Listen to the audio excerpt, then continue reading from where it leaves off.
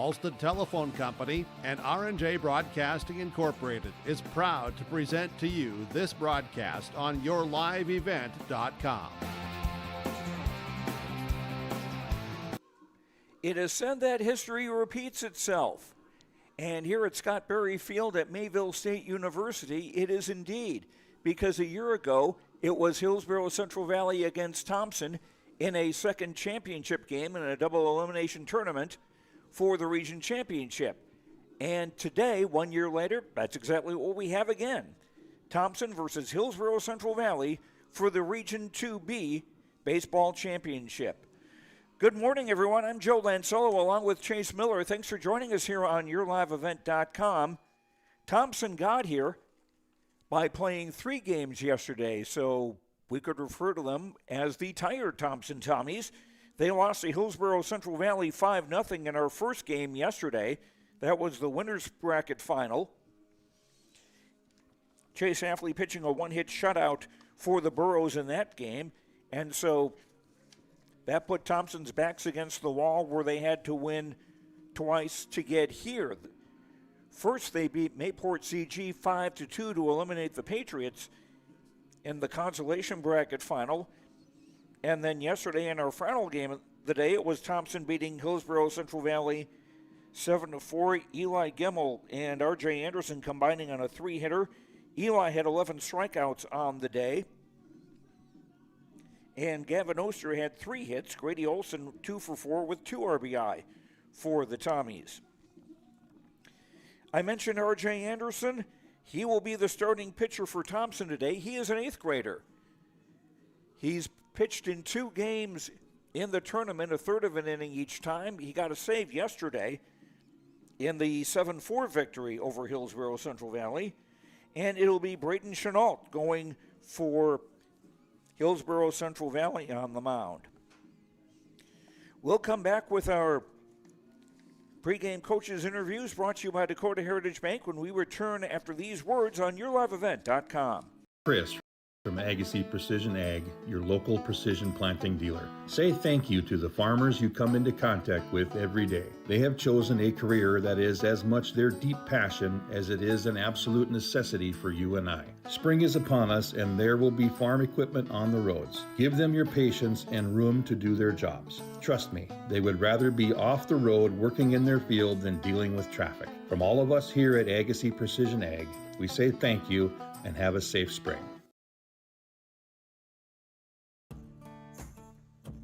Treat yourself to a great career at American Crystal Sugar Company. Team up with quality people making quality products. Full-time and year-round in a stable business. With great pay and benefits including time off available from day one. American Crystal Sugar Company invests in you to promote your continued growth and career advancement.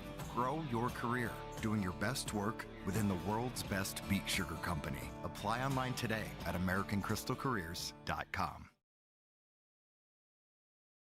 Welcome to the 130th Annual Norman County Fair, June 24th through 27th, Ada, Minnesota. FFA Day. New this year, Jindo Bingo, the Big Air ATV show in the R&J Broadcasting Grandstand. Plus free music, basketball challenge, Check 6 Veterans Day, Youth Day, Senior Day, racing, the Mooncats, lumberjack shows, and so much more. For the full schedule, visit NormanCountyFair.com. Norman County Fair, Ada, Minnesota, June 24th through 27th. It's where summer begins and the fun never ends.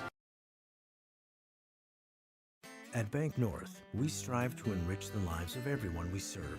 One transaction, one relationship, and one community at a time.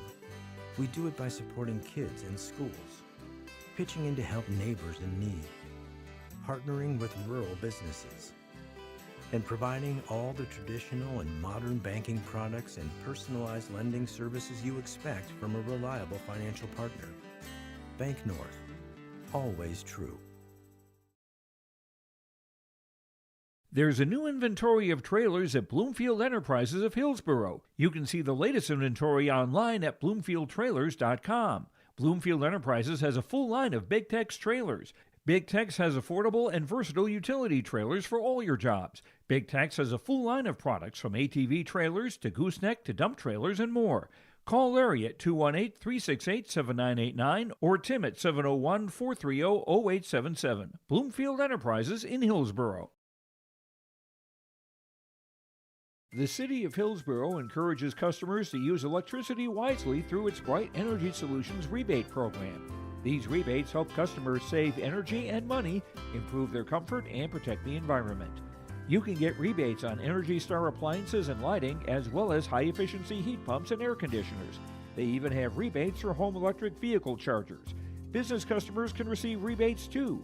Call the City of Hillsboro for more information or visit brightenergysolutions.com. Time now for our pregame coaches' comments brought to you by Dakota Heritage Bank. Sharing our heritage, sharing our future with locations in North Dakota and Minnesota. DHB.bank. Benjamin Saran, the coach of the Hillsboro Central Valley Burros, playing for not all the marbles, or at least enough of them to get you to the state tournament today. Yeah, that's right. We're, everything all on the line here. Hopefully the guys are ready to go, reset from yesterday, and just clear minds. And like we said yesterday, we took care of business with them one time. They took care of business one time, and now we're all even. And hopefully the boys are ready to go. Chase Hafley pitched a great game in that first one for you, a 5-0 shutout where he only allowed one hit. Yeah. Obviously, we've talked about it many times throughout the year. We're always love when he's on the mound. He's a leader for us out there. He's grown every single year to get better on the mound, and we wish we could get even more pitches out of him. Of course, he'd love to be up there as long as he can. So, he's one of those guys. Hopefully trickle down to the other guys as well. And we got Braden on the mound today, and we think with his leadership over the last few years too, that he can go up there and do it for us too. What does Braden Chanel throw on the mound? He does a good job. In the past he's controlled his fastball really well, and he's got good off speed. He's got good tight off speed, and Tyson Lushik behind the mound, he does a good job of working, setting up the different counts for us and calling good games. So hopefully Braden and Tyson work together and have a good one for us. Your third meeting with Thompson in 1+ days. I would imagine this is not going to be a challenge for anybody to get excited for this, thinking about the opponent and also with what's at stake. Yeah, that's right. These guys, obviously, they want to go out and beat anybody, but, and it's somebody that you play many times, all the time. And for these seniors, guys they've played against for a long time. For the juniors, a lot of guys that are their age as well. They, played a lot in other sports as well. So this is something they definitely want to go get. What will be the important things today? I got to play good, clean defense is the main thing. That's our big one right there. Not get free bases, and then hopefully some timely hitting. All right, best of luck. Thank you. Benjamin Saran, coach of the Hillsboro Central Valley Burros. Our pregame coaches' comments brought to you by Dakota Heritage Bank. Sharing our heritage, sharing our future with locations in North Dakota and Minnesota. DHB.bank. We'll continue with our pregame show after these words on YourLiveEvent.com. For trusted news, weather, and sports from your community, look to R&J Broadcasting Incorporated. KRJB, KRJM, and KKCQ Radio, and rjbroadcasting.com. Hear local voices from local radio with news and information from the area. Your information stations, KRJB, KRJM, and KKCQ Radio, and rjbroadcasting.com. Local voices from local radio. Sharing our heritage, sharing our future.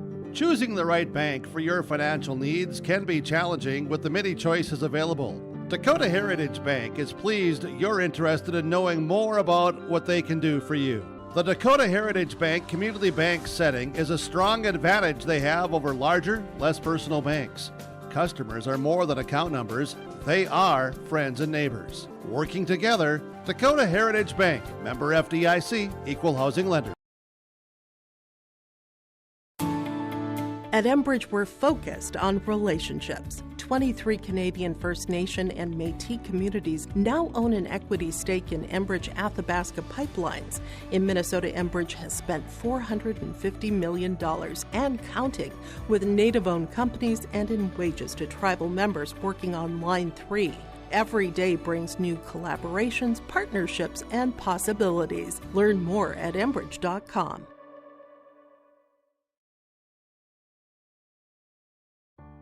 Life moves fast, but your mind doesn't always have to.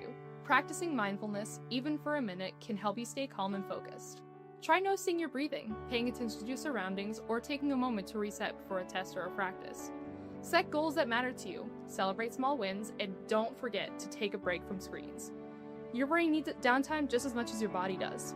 Mental health isn't one big choice. It's a bunch of small ones you can make every day, and you're capable of all of them. Go Tommies! Homegrown local radio is now worldwide with 24-hour streaming. Download the RJ Radio app to hear local voices from local radio with KRJB, KRJM, and KKCQ 24 hours a day from anywhere. You can listen to your favorite programs like the RJ Family Morning Show, local news, farm markets, music, high school sports, church services, more from anywhere. KRJB, KRJM, and 96.7 KKCQ is streaming on the RJ Radio app. Download it to your device and take us with you wherever you go. We continue with our pregame coaches' comments brought to you by Dakota Heritage Bank, sharing our heritage, sharing our future, with locations in North Dakota and Minnesota, dhb.bank. Nate Solis is coach of the Thompson Tommies, earning your way here to a second championship game after playing 3 yesterday, starting with a loss to Hillsboro Central Valley, a win over Mayport CG to stay alive, and another win over HCV yesterday to get to this stage. And I would imagine your kids were pretty worn out after that game. Yeah, I think Dex took a nice ice bath or two, catching 21 innings. So, but when your season's on the line, you're going to do what you need to do when you're a little bit desperate. And we did a good job of responding after the lost to a good pitcher. Really not much that you can do other than make some slight adjustments going into the next game. And we did that, and like I said, just play with urgency with your backs against the wall, season on the line. So we did that twice yesterday, and now we got to do it once today. You mentioned Dex Avdom, the catcher for the Tommies, not only catching 21 innings, but taking a lot more of his fair share in bumps and bruises and walking pitches. Yeah. It was a long day for him, but you have to have a mindset as a catcher that that's not going to bother you, and he does. So he's got a good mental toughness about it there, and he loves being back there. I don't know if he loved being back there all day yesterday, but that's our guy. That's who we trust back there, and he's going to go out and deliver. Want to compliment your execution yesterday in the second game against Hillsboro Central Valley. Jacob Olson executed a squeeze bunt very, very well. That was part of the rally that put your team ahead to state. Yeah, he's really come on as of late. Had some struggles early on in the year, and it's a kid that's starting his first year in varsity baseball. So you expect that, but you know what, the efforts that he's made in the past couple weeks, especially in the bunt game that we've talked to him about and talked to our entire order about it. We've really stressed the past probably 2 weeks of we need to be much better at bunting, and then in the postseason we have that as a weapon, and we were able to use it yesterday. So kudos to the guys for improving upon that for where we were at the beginning and middle of the year to where we got it to yesterday. You've got an 8th grader, R.J. Anderson, pitching for you today. He's made a couple of quick appearances, just a third of an inning, so he would seem to have plenty of pitches left in the tank. Tell me about him and what he throws. Yeah, he made a start for us early in the year against Botno, and really glad that we made that opportunity for him during that Saturday game, just to get him some kind of experience. He's a kid that is confident in his abilities, and we're confident that he's going to go out and throw strikes and give us a chance to win, and that's what you need this time. You just need strikes and try to limit the free bases, and we'll see what happens. And for your team, same situation as a year ago, having to come through the consolation round and get into the championship game now with a chance to go to state once again. Yeah, I guess we're well versed in it. Probably don't want to be, but you know what? That's what you have to. This time of year, you got to get to the next one. We talked to the guys after we lost the first one yesterday. You got 14 innings to go. You got to win. You got to try to win a majority of those. You might not win all of them. Credit to Caden Moyland and Eli Gimmel. Not the best start for them in the first inning, just not finding the zone. But coming back through in the second, third, fourth, fifth, and just really settling in to give us a chance. And so that's, like I said, that's what you got to have. But yeah, when you have to fight your way through the losers bracket, it is what it is. You got to make the most of it, and this group has done that so far. But like we talked about yesterday, it's we haven't won anything yet, and so that's a mentality that you have to have. And here we go today. All right, best of luck. Appreciate it. Nate Solis, coach of the Thompson Tommies. Our pregame coaches' comments brought to you by Dakota Heritage Bank, sharing our heritage, sharing our future, with locations in North Dakota and Minnesota. DHB.bank. Back with the starting lineups and more as the Region 2B Baseball Championship comes your way on YourLiveEvent.com. Farming today doesn't always feel the same way it used to. Then again, some of it feels all the same. Maybe it isn't so much the jobs that changed, but how they get done. Now that's a different story. Everything got bigger and smaller at the same time. Insurance, accounting, and taxes can get complicated, so you need someone who's looking to keep every dollar possible in your pocket. Ag Country.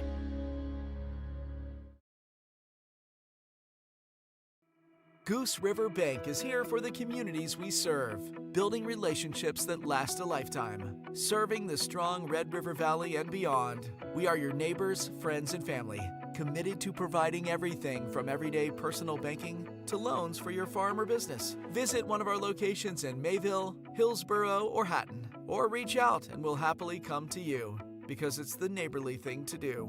Goose River Bank. Strong bank, strong communities. Great Plains Fireworks and Sports Collectibles, Hillsboro. Fireworks and sports stuff in the same store? That's right. Great Plains Fireworks and Sports Collectibles, Hillsboro. Come in and browse the sports cards and memorabilia and fireworks at the same time. Unopened packs and boxes of sports cards, plus pre-owned cards as well. Jersey, swatch, autograph cards, lots of Twins, Vikings, Wolves, Wild, Lynx, and North Stars memorabilia, bobbleheads, caps, and more. Call anytime, 701-436-6140. Great Plains Fireworks and Sports Collectibles, Hillsboro. If you can dream it up, we can make it a reality. Hello, this is Jonathan Olson with Greenworks Landscaping and Fencing. We can offer you a complete package when it comes to an external look to your property. Paver patios, outdoor kitchens, retaining walls, or fencing. We offer you all that and more. Our fences are built to last, so you have low maintenance beauty that not only improves the look, but also the value of your home. To show us your ideas or let us help you design your perfect outdoor sanctuary, check us out on the web at gworkslf.com. At Heritage House in Halstead, you'll find spacious, beautifully updated apartments designed for your comfort. The elegant common areas are perfect for gathering with friends, enjoying engaging activities, and making new memories. With a focus on active senior living, you can be assured that every day is an opportunity for fulfillment and joy. To find out more, call 218-456-2105 for Heritage House in Halstead, or visit halsteadlivingcenter.com. It's safe to say we have it pretty good in the Drayton, North Dakota area. Growing sugar beets, making sugar, bringing a little sweetness to the world.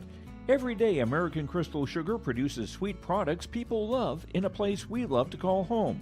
It's a thing we like to call the sweet life, and we're proud to share it with you. American Crystal Sugar's Drayton facility wants you to enjoy the events in the communities of our area. Here's to living the sweet life. American Crystal Sugar, Drayton. Imagine your life in Hillsboro, a place where neighbors know your name and opportunities are real. Here, you'll find affordable home lots and grants to help you build your future. In Hillsboro, safety, affordability, and community aren't just promises, they're our way of life. With a 24-hour fitness center, a strong school system, a trusted hospital, and a thriving business district, Hillsboro has everything you need to live well. Here, your family is our family, and your future shines bright. Discover Hillsboro, where small-town living means big opportunities. Time now for our starting lineups, brought to you by American Crystal Sugar. Live the sweet life, great careers, quality products, grower owned, crystalsugar.com. Leading off for the Thompson Tommies, who are the visitors here as the number 3 seed in the Region 2 tournament. Leading off will be the left fielder, Mac Michelson. Hitting second at shortstop, Eli Gemmel. Hitting third, the catcher, Dex Avdom. Batting cleanup at first base, Caden Loyland. Hitting fifth for the Tommies, the center fielder, Jeremy Tice. Batting 6th at third base, Gavin Oster. Hitting 7th, the second baseman, Joe Taylor. Hitting 8th, the designated hitter, Jacob Olson, and he's batting for the pitcher, R.J. Anderson. And batting 9th in right field, Grady Hurst. Nate Solis' Thompson lineup, Michelson, Gemmel, and Abdom, Loyland, Tice, and Oster, Taylor, Olson, and Hurst. Pitching will be 8th grader R.J. Anderson for the Thompson Tommies as they look to win their 10th consecutive Region 2 championship. Now for the Hillsboro Central Valley Burros, who are the number 1 seed in this tournament. Leading off will be the catcher, Tyson Leshek. Batting second at shortstop, Chase Halfley. Hitting third, playing first base, Bryce Miller. Batting cleanup for the Burros, center fielder Alexander Duffner. Hitting fifth at second base, Austin Cotton. Batting sixth, the designated hitter Brody Breitenbach, and he's batting for the left fielder Griffin Mitchell. Hitting seventh, playing in right field today, is Matthew Hershey. Batting eighth, the pitcher Brayton Chenault. And batting ninth at third base, Brody Dickoff. Benjamin Strand's Hillsboro Central Valley lineup, Leshek, Halfley, and Miller, Duffner, Cotton, and Breitenbach, Hershey, Chenault, and Dickoff. Pitching will be Brayton Chenault. Brayton is senior. His last outing was last week Thursday against Park River area. He pitched in relief, went 3 innings, giving up 1 hit, no runs, walked 3, struck out 3, and hit a batter.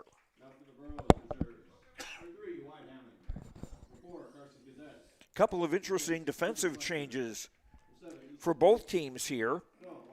Thompson has had Eli Schumacher playing at first base. And Olson, the DH, has hit for him, but today Anderson is Olson is batting for Anderson, let's put it that way. And so if they do need to make a pitching change, Schumacher could come in for Anderson, and then they can do some other shuffling around defensively.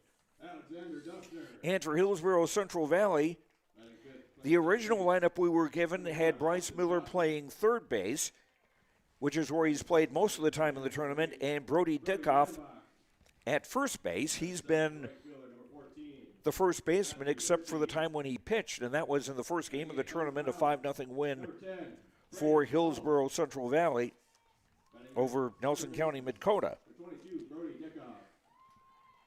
But about a half hour, 45 minutes ago, we were told that the two would change positions. Miller playing first base and Brody Dickoff at third base. I have not seen Dickoff play third base. It'll be interesting how these move along. Those are our starting lineups brought to you by American Crystal Sugar. We'll be back with the first pitch of today's game after these words on YourLiveEvent.com. People often ask me, why are Hillsboro Central Valley athletes so successful? Have you seen our fitness center? The weightlifting doesn't stop with our athletics. At Hillsboro Public School, we strive to do difficult things all the time. We help struggling readers read. Our MTSS process makes sure all students are improving. Hillsboro students are challenged to do difficult tasks each day. Please come and check out our school. And if you need a place to exercise, check out our fitness center.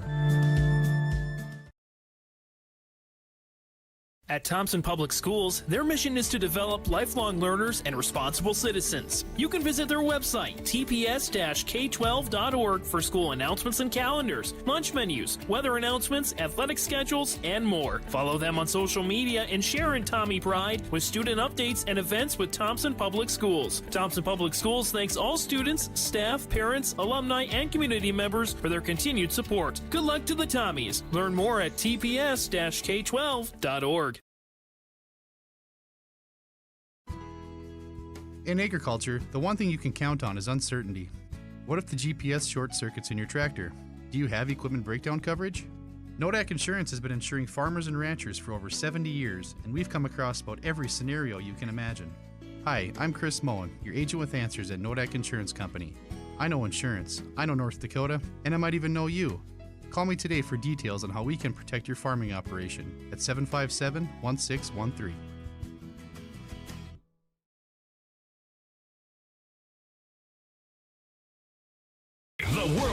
Outlaws late models are coming to Norman County Raceway on June 30th, 2026. It's infield seating, your chance to meet your favorite National Touring Series drivers, and much, much more.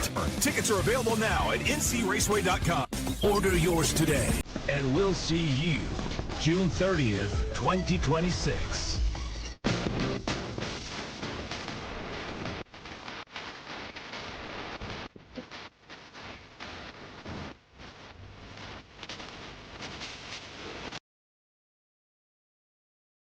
R&J Broadcasting Incorporated is accepting applications for a broadcast sales representative. Applicant should be self-motivated, organized, have ability to communicate clearly, and the desire to help our customer partners grow their business with customer service for their advertising and marketing needs. All experience levels are encouraged to apply. To apply, email your resume to apply@rjbroadcasting.com. R&J Broadcasting Incorporated is an equal opportunity employer. And our first pitch of today's game will be brought to you by Norman County Raceway. Check the World of Outlaws late models on Tuesday, June 30th in Ada. Tickets now available at normancountyraceway.com. Right-hander Braden Chenault finishing his warm-up pitches. Our scoreboard today brought to you by Tim Kazet Seed Sales Golden Harvest.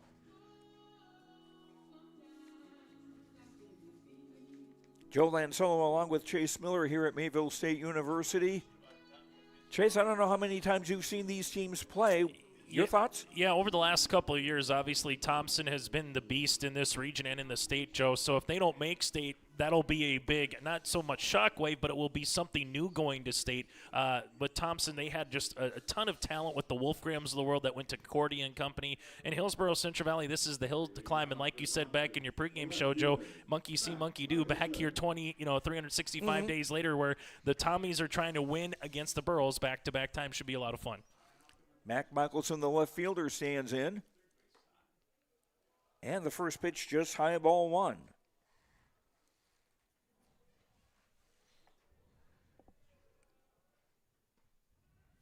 Took a little something off it. That's a called strike 1-1. For both these pitchers here, Joe, they got a full plethora of pitches to use.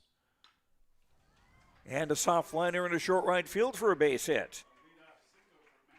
So Michelson goes the other way and gets Thompson started here in the top of the first inning. Now the shortstop Eli Gemmel will stand in. Eli was the winning pitcher in our final game yesterday, going 6 2/3 innings, and a 7-4 victory for the Tommies over the Burros. Low and away, ball one. Nice block by Tyson Lushik. Going back through, sometimes you get to a tournament like this, it's about piecemealing pitching together because both of these teams, Joe, don't have their full repertoire of pitchers just because of appearances or pitches thrown in this tournament. So sometimes it's kind of band-aiding that last game a little bit once you get to this time. That pitch just missed outside 2-0. Dickoff up on the edge of the grass at third. And there's a strike 2-1.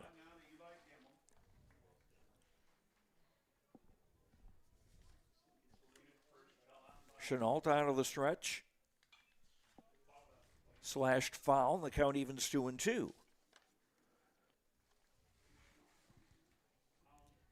Eli Jr. came into the tournament hitting .275 with no homers, 11 RBI. Swung on, hit in the air to right center field. A long run, and no one's going to get it. Here is Michelson coming to third, and he'll get the stop sign there after a double by Eli Gemmel.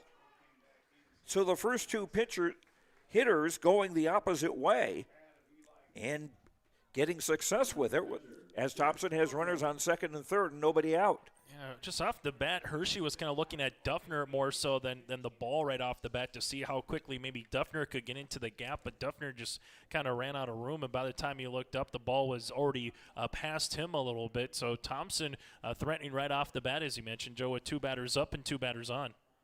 Duffner with a pretty good sprint there, and now going the opposite way again as a base hit for Dex Asdom. That will score 1, and there will be no throw to the plate. That will score 2. And Thompson to a quick 2-0 lead. Everything that could go right for Thompson has gone right. They put the ball in play, Joe, and they've also been able to put a couple of runs up early on here in this contest. 3 batters, 3 hits, 2 runs for Thompson. Now Caden Loyland, who's playing first base today, stands in.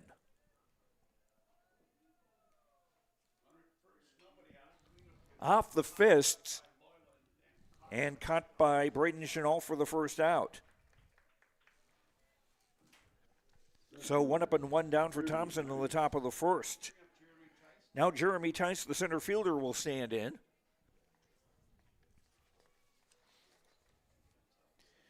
Tice started and lost on the mound in the first game against HCV. Here's a grounder to second. To short for 1, relay. Yes, for a double play. 4-6-3 double play. Cotton to Halfley to Miller. And that retires Thompson in the second, but the Tommies do some early damage. 2 runs, 3 hits, no errors, no one left.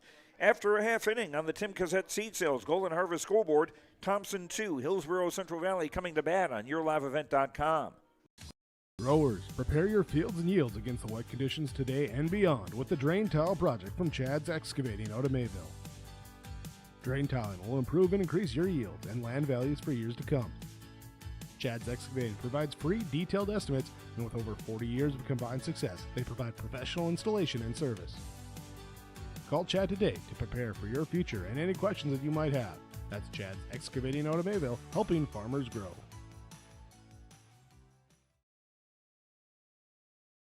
Take your softball or baseball skills to the next level with personalized instruction from the professional staff at the Ball Yard. Their mission is to provide area players, young and old, the opportunity to improve their skills in a professional level facility and to provide a high level of instruction to youth players to help them achieve their goals at the Ball Yard. Come and visit the one place in the Fargo-Moorhead area where it's always summer. For more information, go online to fmballyard.com. That's fmballyard.com.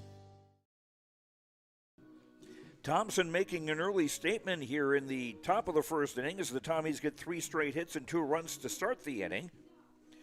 Now we'll see what Hillsboro Central Valley can do against right-hander R.J. Anderson. He is an 8th grader. He's pitched twice in this tournament, both times just a third of an inning, but it was enough to give him a save yesterday in the final game of the day where the Tommies won 7-4. In 2/3 of an inning, no hits, no runs, no walks, 1 strikeout. Going back to Thompson in the top half, they wasted very little time. Not a lot of early count, not a lot of deep counts, Joe. Just 11 pitches thrown to go through those batters with those 2 runs coming in. So we'll see if Hillsboro maybe has the same game plan here, if they maybe take some pitches against Anderson. Tyson Leshek, the catcher, will stand in to lead off. That's inside ball 1.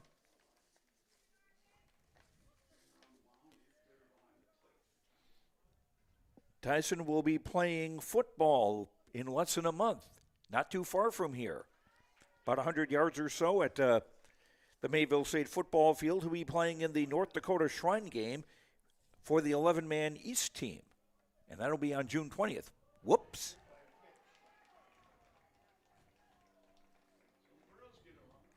So Leshek gets the inning started for Hillsboro Central Valley. Brings up Chase Halfley, the shortstop. The top of the lineup here with Leshek and Halfley, they played a ton of varsity baseball for Ben Strand as he kind of talked to you about these guys in the pregame show, Joe. Yeah, these are the guys who have set the table and will be asked to do so again.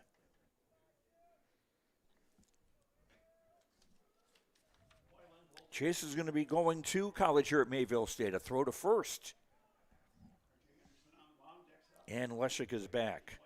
Dex Avdom behind the plate for Thompson. Caden Loyland playing first base today. Joe Taylor at second. Eli Gemmel at short and Gavin Oster at third. The 1-0.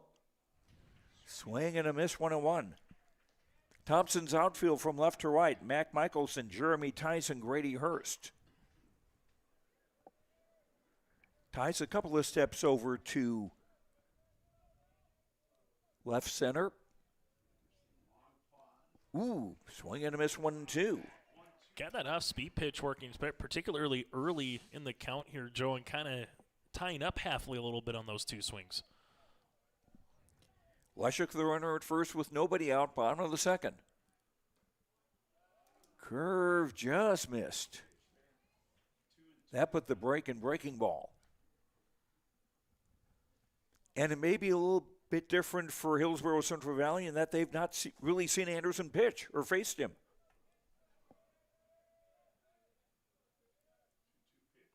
Low and away, 3-2. First baseman Bryce Miller on deck for the Burros. Dick's been plays a really good catcher even for his youth here. So even on a 3-2 count, sometimes you say you might put the runner in position, but with the catcher, you might think a little bit more about it. Leshek takes off from first, and it's ball 4. So a hit, batter, and a walk to start the bottom of the first for Hillsboro Central Valley. Now first baseman Bryce Miller steps in. For the Burros, very similar to Tommy's 2 batters up, 2 batters on. Only difference, Joe, they took the hit by pitch and a walk looking for that first hit here against Anderson. Their first at bat.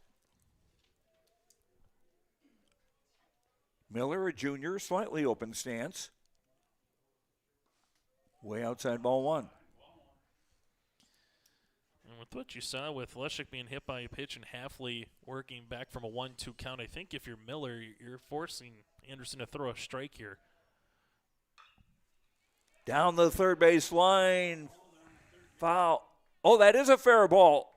Or is it? Nope, it's a foul. That was awfully close, though. And Thompson will take it, right? You get a reset where the Burros, you feel like you would have easily got 1 run in, maybe had a chance to move runners to second and third potentially, but that was about as close as it's going to get early in a contest. 1-1 the count now to Bryce Miller. So Anderson with a sigh of relief as he looks in for the sign. Tommy is not holding with the runner at first. We go to timeout.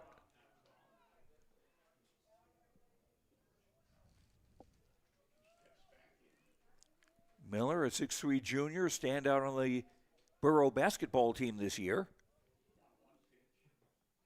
Changed speeds and got in the strike zone 1-2. That's a nice pitch. Yeah, if you're Miller, you're not going to do much with that. You might ground it out like we saw in the top of the first with Thompson on a 4.63 if you swing at that. The 1-2 on the way. Swing and a miss, strike 3. So Miller down on strikes for the first out here in the bottom of the first inning. Burrows trailing 2-0 to Thompson. So we're also 3 batters in, and the Burros yet to put the ball in play. Here's center fielder Alexander Duffner.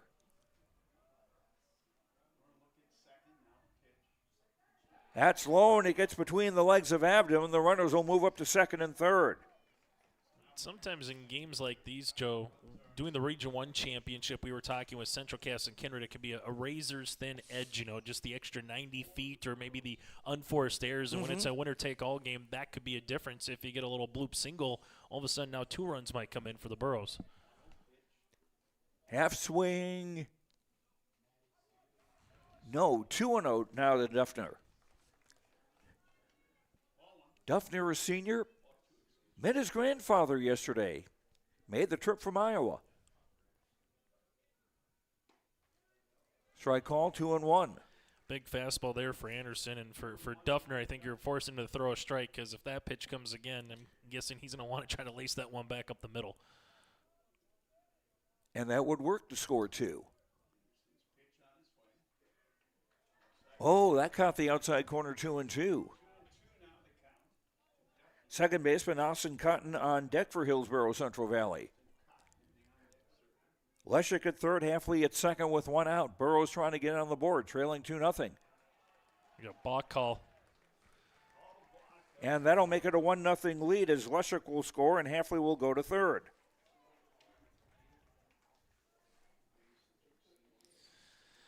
The umpire's just kind of going through, just never kind of got set. And sometimes in situations, it's almost like a quick pitch, right? You're coming through the motion, you're never getting set, then you make your way through. That's large as at least 1 run comes across there for the Burros here in the inning. So Anderson will work out of the stretch, and that's line foul to left. Count stays 2-2. Honestly, I can't tell a balk without a Stratocaster and Burp Y11. Or John Smolter, some veteran pitcher who's used to throwing the ball. That's hit high in the air, left side, foul territory, and that'll drop. For Omdom, he did a good job with Oster. That's the one thing here at Scott Berry Field. You got a lot of foul territory to work with here. Maybe not as big as the Oakland Coliseum, Joe, but a lot of foul territory. And Omdom gave it his best, so just kind of was tailing away from him late once he kind of found himself towards the dugout before it came back down to the turf. Well, now that the Oakland Coliseum is not being used for baseball, what is the biggest foul territory now in the majors? That's a good question. Because was the standard. Hit in the air to center field deep. And that'll be caught. A nice ice cream cone catch for Jeremy Tice, but Heffley will tag and score to tie the game at 2. Really good defensive play by Tice. Right off the bat of Duffner, Tice was already barreling to center field. He looked at how much real estate he had towards the wall there, Joe, when he was getting close to the warning track, and made a really nice grab. And that balk call is even coming up a little bit more right now, as that would have been a 2-1 game instead of it being tied now 2-2. Base is empty now with 2 out and a tie score for Austin Cotton, the second baseman. High, 2-0. Austin hitting in the 5th spot today. Usually he bats 6th for the Burros. But he and designated hitter Brody Breitenbach swapping places in the Burrow batting order. That's in for a strike, 2-1. Burrows manufactured a couple runs here, Joe, without a base hit as well to tie the game. And like I said, not putting the ball in play at all. Hit by pitch, walk, wild pitch, balk, and here's a pop-up left side. And the shortstop, Gemmel, calling off Oster to make the catch and retire the side. Hillsboro Central Valley in the first. 2 runs without a hit.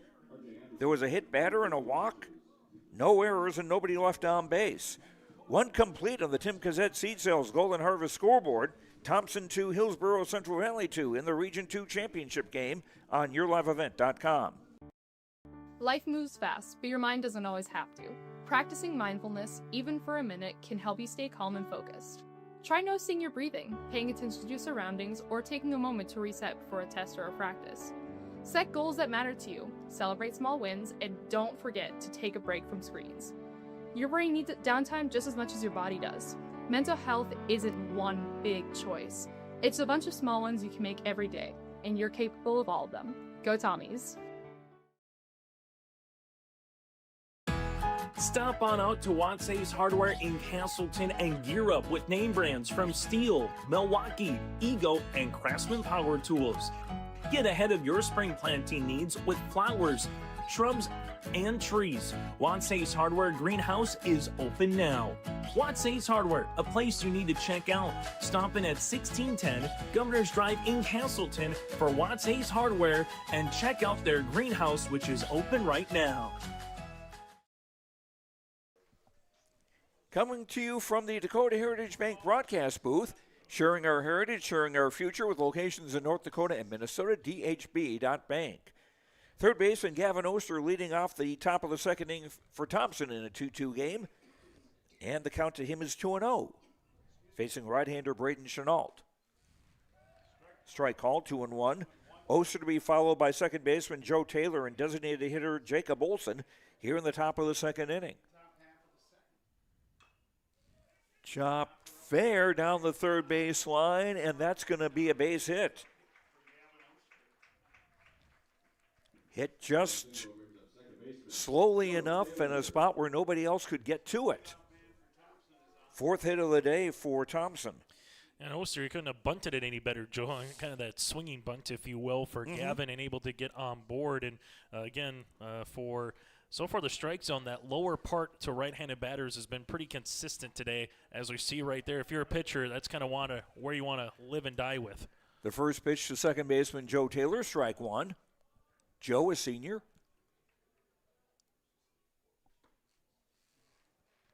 Inside 1-1.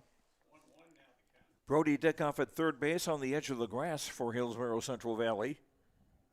Short lead for Oster. That slice foul out of here, strike one. Tyson Lushik behind the plate for Hillsboro Central Valley. Bryce Miller at first base. Austin Cotton at second. Chase Hafley at short. Brody Dickoff at third. Grounded to third. To second for one. The relay, yes. Second double play of the game pulled off by the Borough defense. 5-4-3. Yeah, and that could possibly be your Agassi Precision Egg play of the contest there, Joe. If you get a couple of double plays throughout the course of the day, that normally is in your favor once we get later on. So right now for Chenault, obviously the Tommies putting the ball in play, but if they're not finding the outfield grass, they're finding an infielder to turn to here for the Burros. And a fastball outside to designated hitter Jacob Olson. Yeah, if you can get 2 outs on one pitch, fine. Fastball outside 2-0. The Burros outfield from left to right. Griffin Mitchell, Alexander Duffner, and Matthew Hershey. Hershey playing shallow and right.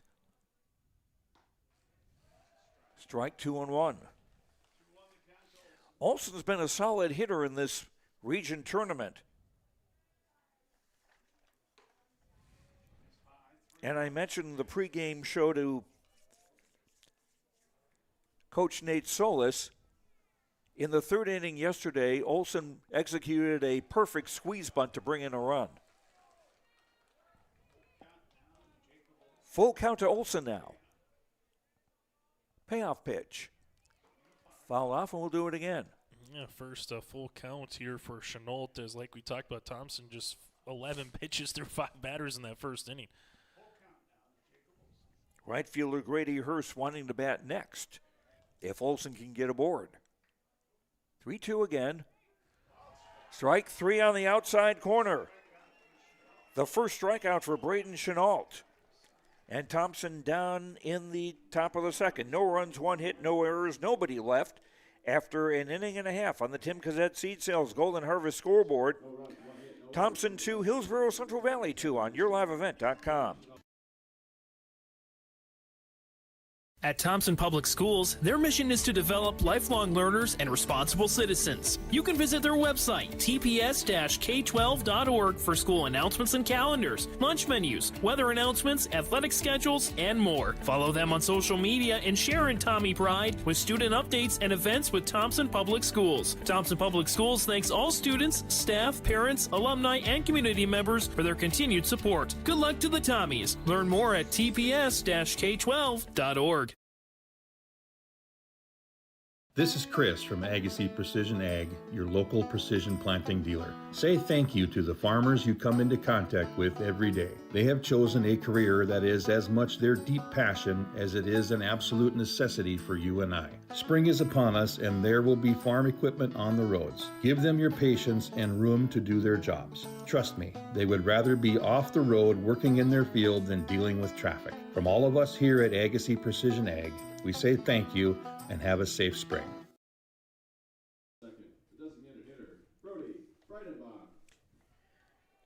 Hillsboro Central Valley come to bat in the bottom of the second inning in a 2-2 game. The 6-7-8 hitters coming up for Hillsboro Central Valley: DH Brody Breidenbach, right fielder Matthew Hershey, and pitcher Braden Chenault. And it's only the first pitch by Breidenbach is right to the shortstop Eli Gemmel, and the throw gets him for the out. A good play. Normally when you're the shortstop, you got a pretty good arm over there. And Gemmel, even with a little bit of a sidearm, Joe, on a run, made that play look pretty easy. And something that R.J. Anderson needed after throwing 24 pitches in that first inning was a quick out here at some point in the second. He gets it on the first at bat. Now Matthew Hershey, who's playing right field today. That's low ball one. Hershey has played second and third in this tournament. Now in the outfield for the Burros. Missing low 2-0. Hershey with a smaller strike zone than R.J. Anderson has been used to seeing so far in this game. Grounded foul. 2-1 now to Hershey. Well, join Kindred, who won out of Region 1. Lemoore Litchfield and the Lobos out of Region 3 in the East, and waiting to see if the Cardinals out of Langdon area or the Aggies of Park River out of Region 4 win later today. Swung on line, fielded on a short hop by Gemmel, and throws up for out number 2. And then out west, Joe Botno out of Region 5. Their team made it to the State Babe Ruth tournament last year in Lemoore, so a lot of young talent there for Botno. Velvet Drank Anamoose out of Region 6. Delax Burlington, the Lakers out of 7. And Shiloh Christian, the Skyhawks beat Beulah out of Region 8. So just 2 more region championship games wrapping up today, and then we'll find out the 8 teams going to Jamestown starting on Thursday. Now we'll have that information for you at rjbroadcasting.com. Strike call to Braden Chenault, the pitcher. 2 up, 2 down for the Burros here in the bottom of the second. Game tied at 2. Miss low and away 1-1. Third baseman Brody Dickoff to hit next for the Burros.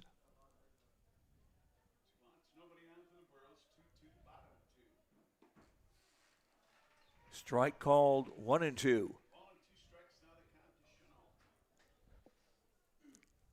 That's a pitch the Hillsboro Central Valley hitters might want to have to chase as we get further along in this game. Here's a foul, still 1-2. And congratulations to Matt Chandler's Thompson Tommy team on winning the Region 2 softball tournament. They'll be going up against Beulah in the 4-5 matchup on Thursday. That'll be the final game of the day, roughly at 6 o'clock out in Thompson for softball.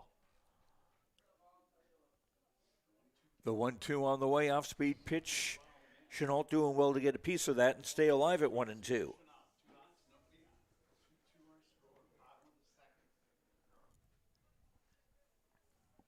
R.J. Anderson working from the first base side of the rubber.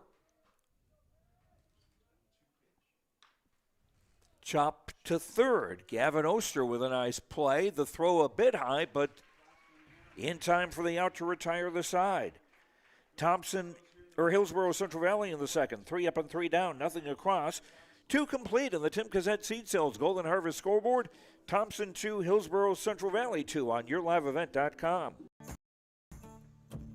Treat yourself to a great career at American Crystal Sugar Company. Team up with quality people making quality products. Full-time and year-round in a stable business. With great pay and benefits including time off available from day one.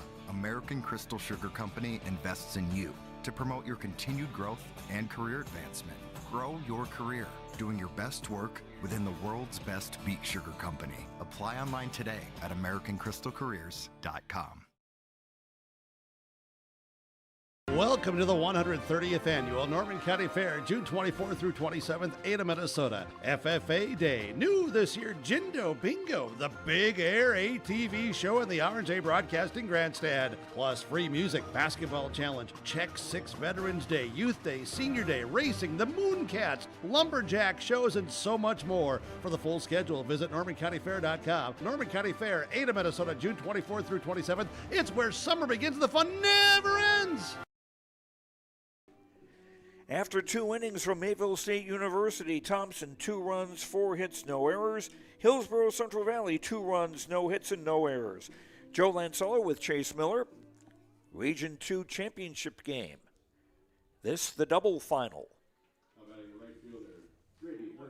We started with 60 degrees under cloudy skies. Wind out of the southeast, 15 miles an hour, gusting to 24. So coming out of a different direction, maybe won't have quite the effect on things that it did earlier. That's hit straight in the air to the left fielder, Griffin Mitchell. Now a late, maybe I spoke too soon about the win. 1 up, 1 down. From the southeast with where this ballpark goes, you go straight down the left field line, Joe. That's pretty much going towards Fargo, if you will, going south, and then down right is a west. So you're going to maybe a little bit of a crosswind here from post to foul pole to foul pole today. Now the top of the order in left fielder Mac Michelson. Swinging a foul for strike 1. Michelson singled and scored in the opening inning.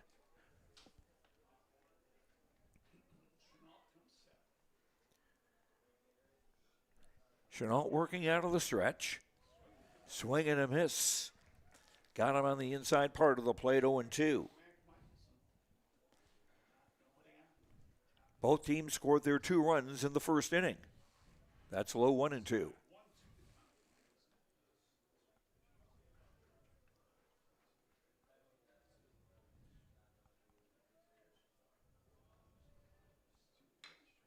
Grounded to short. Chase Hafley up with it. And that's 2 up and 2 down. 4 straight hitters retired by Braden Chenault. 2 up and 2 down for Thompson in the top of the third. Brings up shortstop Eli Gemmel, who hit a double to right center. Gemmel able to hit that one into the gap, as you kind of alluded to. That's been one of the better hit balls so far here today for Thompson against Chenault. Hershey in right field had started to play shallow, but now he backs up a couple of steps after he remembers that first at bat.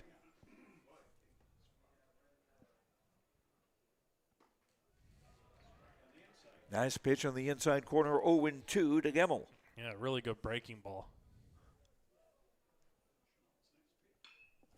And that's hit through the hole on the left side for a base hit. So Gemmel is 2 for 2. That's 5 hits today for the Tommies. A situation like this, too, trying to manufacture one. We'll see what Nate Solis wants to do maybe early in the count here with Gemmel over at first base, Joe, if you try to put him in motion with the guy that normally can put the ball in play here with Dex coming up. Avdom with a 2-run single for Thompson in the opening inning. The freshman will bat left-handed. And he's in his second season as the regular catcher for Thompson. Buzz him inside with a fastball, ball 1.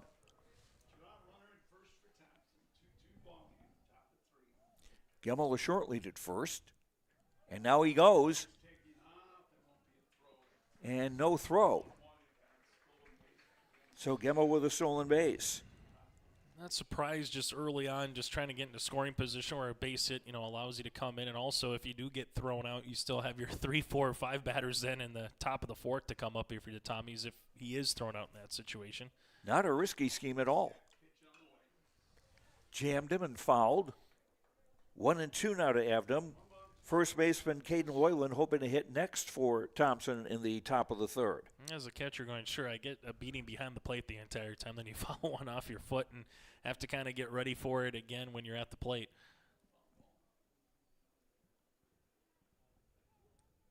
It would be nice if there could be some kind of protection thing you could kind of strap on your feet, but then again, that would possibly slow you down.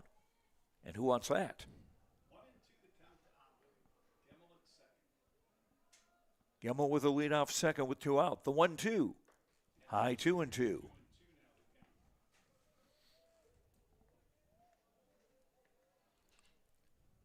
Thompson out hitting Hillsboro Central Valley 5-0, but the scoreboard tied at 2.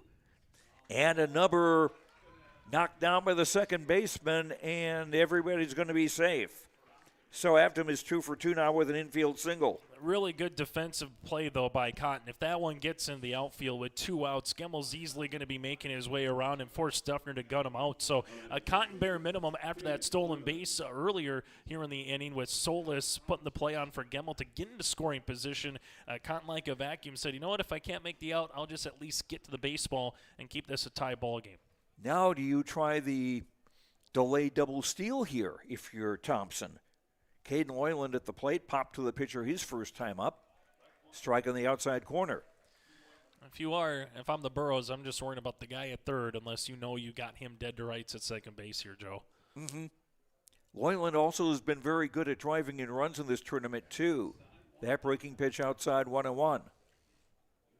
Gemmel at third, Avdom at first with 2 out. Thompson trying to break a 2-2 tie. There's a swing and a foul toward the Burrow dugout. The count now 1-2.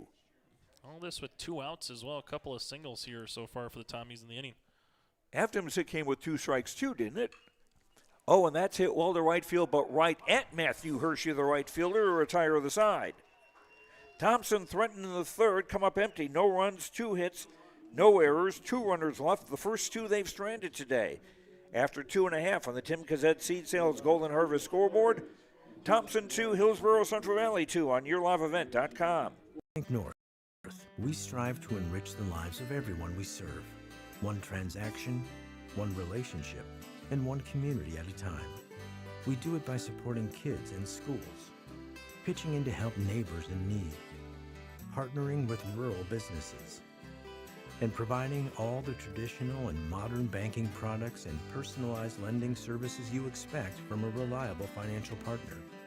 Bank North, always true. There's a new inventory of trailers at Bloomfield Enterprises of Hillsboro. You can see the latest inventory online at bloomfieldtrailers.com. Bloomfield Enterprises has a full line of Big Tex trailers. Big Tex has affordable and versatile utility trailers for all your jobs. Big Tex has a full line of products from ATV trailers to gooseneck to dump trailers and more.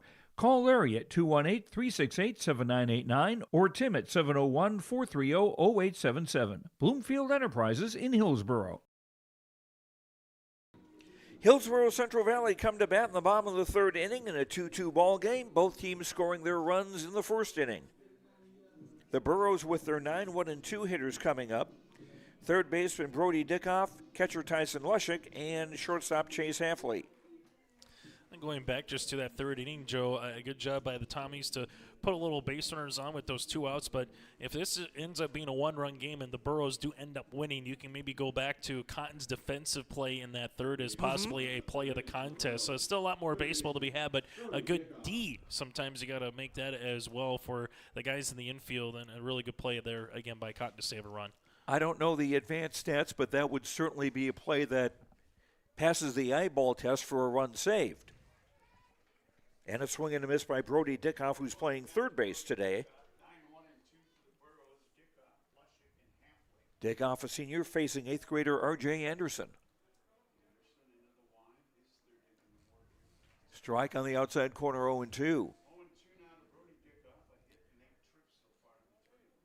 After giving up a hit batter and a walk to the first 2 men he faced, Anderson has retired 6 in a row. Off-speed pitch, that's hit in the air to center field. Jeremy Tice has that measured for the first out.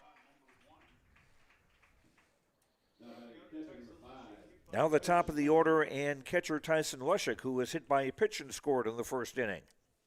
Well, first time through, the Burros, as you alluded to, Joe, just were able to take advantage, manufacture a couple runs in that first inning. But R.J. Anderson, outside that hit by pitch and a walk, he's going to feel pretty good as he's retired the last 6 batters, or make that 7 batters here in this Burro lineup.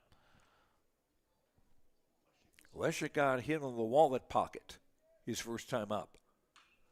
That's hit well to left field. And it's going into the glove of the left fielder, Mac Michelson, for the second out. A good ride by Lushik, but an equally good play by Michelson for the second out. Off the bat, that looked like that might have had a chance to get out of the ballpark, but Michelson did a good job getting on his horse. He was playing a deep left field, Joe, and that allowed him to get into that corner before it was kind of be a fair foul ball situation. Michelson still playing deep for shortstop Chase Halfley with 2 out. Curve in for a strike in the inside corner, 0-1. Halfley walked and scored in the first inning.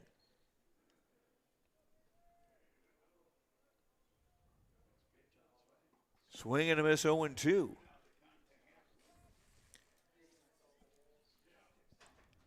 Anderson, for being the youngest guy on the field, not shaky or nervous at all. The 0-2. That's line right to third to Oster. His throw in time for the out. A good stretch by Loyland at first. 3 up and 3 down for Hillsboro Central Valley in the third. Nothing across. 3 complete on the Tim Cassette Seed Sales Golden Harvest scoreboard in the Region 2 championship game. Thompson 2, Hillsboro Central Valley 2 on YourLiveEvent.com. Of Hillsboro encourages customers to use electricity wisely through its Bright Energy Solutions rebate program. These rebates help customers save energy and money, improve their comfort, and protect the environment. You can get rebates on Energy Star appliances and lighting, as well as high-efficiency heat pumps and air conditioners. They even have rebates for home electric vehicle chargers. Business customers can receive rebates too. Call the City of Hillsboro for more information or visit brightenergysolutions.com. For trusted news, weather, and sports from your community, look to R&J Broadcasting Incorporated. KRJB, KRJM, and KKCQ Radio and RJBroadcasting.com. Hear local voices from local radio with news and information from the area. Your information stations, KRJB, KRJM, and KKCQ Radio and RJBroadcasting.com. Local voices from local radio. We go to the top of the fourth inning from Mayville State University. Scott Berry Field, Joe Lancello, Chase Miller with you. Thompson and Hillsboro Central Valley tied at 2 with a trip to the state Class B baseball tournament on the line. Thompson with their 5, 6, and 7 hitters coming up. Center fielder Jeremy Tice swings and misses, strike one. Tice followed by third baseman Gavin Oster and second baseman Joe Taylor. Tyson hit into a 4-6-3 double play his first time up. Fastball misses inside 1-0-1.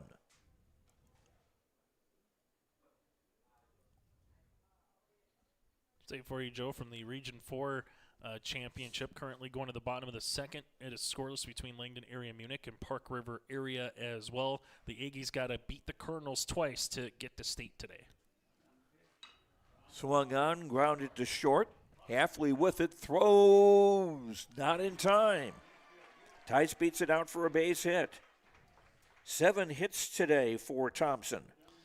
In 3 of the 4 innings, they've had a leadoff batter aboard as well, with a single by Michelson in the first, Oster in the second, and now Tice with an infield single here in the fourth. Now Gavin Oster, the third baseman, who reached on an infield single his first time up. Runner goes. Throw to second will not be in time, and a good job by Halfley backing up Austin Cotton at second base to keep that one from going into the outfield. As Lushik here's going to have a quick meeting on the mound here, Joe. And this mound visit brought to you by Chris Moan, Nodak Insurance. Your agent with answers in Grand Forks and Nelson County, Chris Moan. Interesting situation as well for Solis to get the stolen base. Do you allow Oster to swing away? He had that kind of that swinging bunt, if you will, his last time up, or do you say, hey, in a situation where both pitchers are settling in a little bit, try to get that go-ahead run 90 feet closer on a bunt call here, Joe? Bryce Miller on the edge of the grass at first base now with nobody out and a runner at second. Fouled, 1-1. I wonder if Leshuk might have been saying something to Chenault because both runners have taken off really early. If, hey, they're stealing it up those bases on you.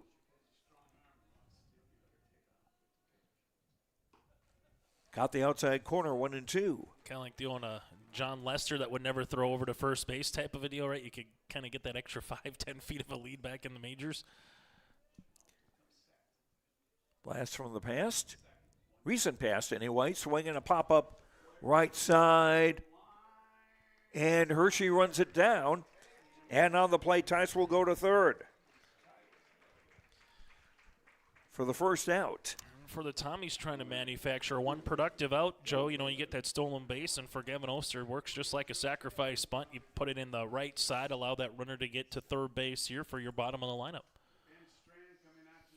Now Coach Benjamin Strand coming out to have a chat with his infield and pitcher and catcher. And this visit to the mound brought to you by Chris Moan, Nodak Insurance. Chris Moan, your agent with answers in Grand Forks and Nelson County. Benjamin Strand trying to give his players some answers. Yeah, this is one where you're just letting the infield know, hey, one down, right? Anything that's on the ground, make sure you look at the runner at third or go home if he's off and running. And for Nate Solis and the Tommies, sometimes you come in and you say, hey, the play's going to be put. If it's hit on the ground, you're coming home to third base, right? Kind of a hit swing opportunity. So see if Taylor can try to put the ball in play and give the Tommies a run across. Well, Chenault would like something on the ground or at least something on a pop-up variety. Miller and Dickoff at the corners are playing in as Joe Taylor swings and fouls it out for strike one. Halfley and Cotton about halfway, but now Cotton seems to be pretty close to the infield in as well. Taylor hit into a 5-4-3 double play his first time up. Missed inside 101. Well, first time today, I think we got the Richter scale going here, Joe. And we absolutely should have that, and that is brought to you by Trail County's Agents with Answers. Agent Brad Richter in Hillsboro and Sales Associate Dick Preston in Mayville. That one just went off a Lushik on a foul ball, so 1-2 upcoming. And the umpire running out to deliver the ball. Not sponsored by FedEx or anything like that. Just a chance to give the catcher a chance for a break. I did like UPS, what can Brown do for you? I think that was a good marketing campaign. Or Uber. Uber Eats, something like that. That's inside 2-2. Now in English soccer, the referees have sponsorships on the sleeves of their shirts. That's hit well into left field, into left center, and that will fall in. Tice will score the tie-breaking run. And it's 3-2 as Joe Taylor comes through. And good job by Taylor, not trying to do too much with one down, just see if he can put the ball in play. Got a little uppercut elevated swing there for the senior second baseman, and so far they've been able to split the gap once in the first inning, now once here in the left center here in the fourth inning, Joe. 8 hits now for the Tommies. Jacob Olson, the DH, stands in. He was called out on strikes his first time up. He's the only batter Chenault has struck out in this game. That's into the air to center field. Duffner seems to have a read on it and has it for the second out. And Taylor will have to retreat to first. And to your point, Joe, what did when Taylor got aboard, what was the first thing Chenault did? He threw over, right? We haven't seen that throw over too many terribly times. So trying to keep that runner close. Now with Grady Hurst, number 9 batter coming up here for the Tommies. Hurst fly to left his first time up.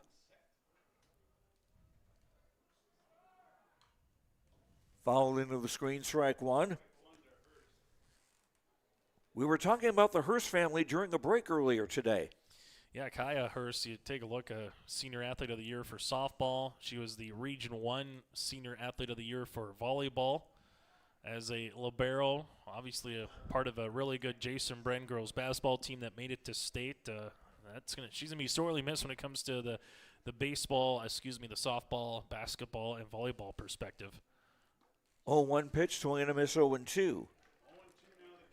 Interestingly, Kaya not really interested in playing a sport in college. And sometimes just speaking with athletes over the last handful of years, if you've been travel ball mode since, 6 years old, you've kind of done a decade worth of travel sports. And sometimes, just want to be a kid once you get to college or just worry about your studies. Runner goes, throw to second, comes in on a hop and not in time, and Joe Taylor steals second. Not a bad throw, though, by Lushik on a one hop to Cotton. Just got those fingertips in there for Taylor. Taylor does run pretty well, too. The count is 1-2 now to Hurst with a runner in scoring position.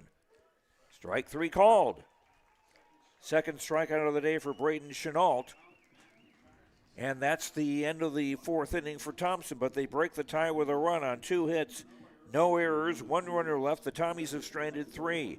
Halfway through on the Tim Cassette Seed Sales Golden Harvest scoreboard, Thompson 3, Hillsboro Central Valley 2 on yourliveevent.com. Our heritage, sharing our future.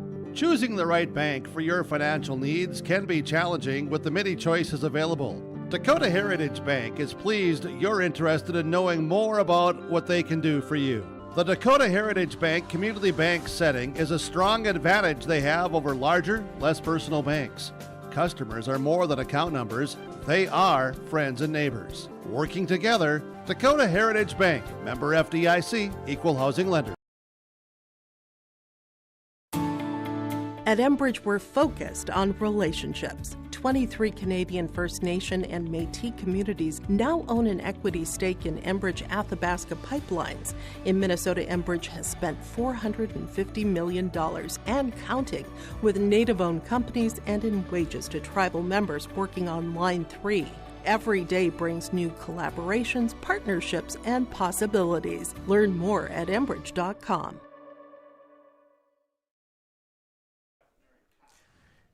Bryce Miller, the third baseman, leading off for Hillsboro in the bottom of the fourth. Swing and a miss and an off-speed pitch. 0-1. Miller struck out his first time up. He'll be followed by center fielder Alexander Duffner and second baseman Austin Cotton. 3, 4, 5 hitters in the Borough batting order. That's it toward the hole, but Gemmel is there and throws to first round number 1. And for R.J. Anderson so far, Joe, he's just gone over 2 over the minimum so far, and he's retired the last 10 straight batters that he's faced as well. Now Alexander Duffner with a sacrifice fly to center to bring in the second run of the game for the Burros in the second inning. Thompson 2 in the first, Hillsboro Central Valley 2 in the first, Thompson 1 in the top of this fourth inning with the Region 2 championship on the line. And that's hit into center field for a base hit, the first of the day for the Burros.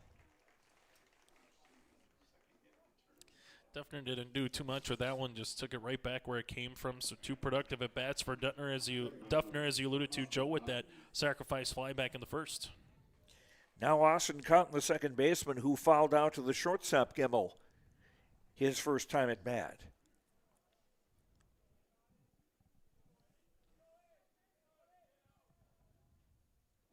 Inside, blocked, but it gets away from the catcher, and that allows Duffner to go to second base. On the wild pitch. So I was going to ask you if you thought Duffner might try to run, but now not necessary. That answered that question.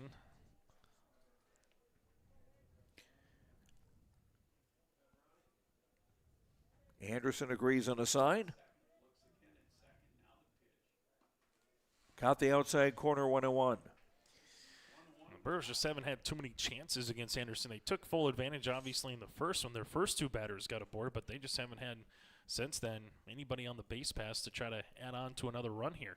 And Anderson kind of helping them out with a wild pitch and a balk to advance runners.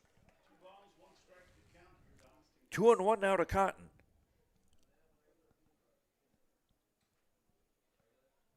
And I believe Paige Cotton is Austin's sister, and she is at the state track meet. Swinging a fly ball to center field. Tice comes in, not deep enough to try to get Duffner to advance to third. That's the second out. Yeah, state track and field meet going on in Bismarck for Class A and B. You have EDC softball, EDC baseball going on this weekend for a Class A. So kind of wrapping it up, and then a lot of graduations, a lot of open houses over the weekend here, Joe, with Memorial Day weekend. Hope everybody drives safely to where they're going. Just missing outside the designated hitter Brody Breidenbach, who grounded to short his first time up. Brody batting for the left fielder Griffin Mitzel. Potential tying run in scoring position. That's blooped into the infield. Well, didn't go as far as I thought it would. Joe Taylor with the catch to retire the side. Thompson in the fourth. No runs, no 1 hit. No errors, 1 runner left. That's the first man they've left on base today. 4 complete on the Tim Cassette Seed Sales Golden Harvest scoreboard in this Region 2 championship game. Thompson 3, Hillsboro Central Valley 2 on YourLiveEvent.com. Pretty good in the Drayton, North Dakota area. Growing sugar beets, making sugar, bringing a little sweetness to the world. Every day, American Crystal Sugar produces sweet products people love in a place we love to call home. It's a thing we like to call the sweet life, and we're proud to share it with you. American Crystal Sugar's Drayton facility wants you to enjoy the events in the communities of our area. Here's to living the sweet life. American Crystal Sugar, Drayton.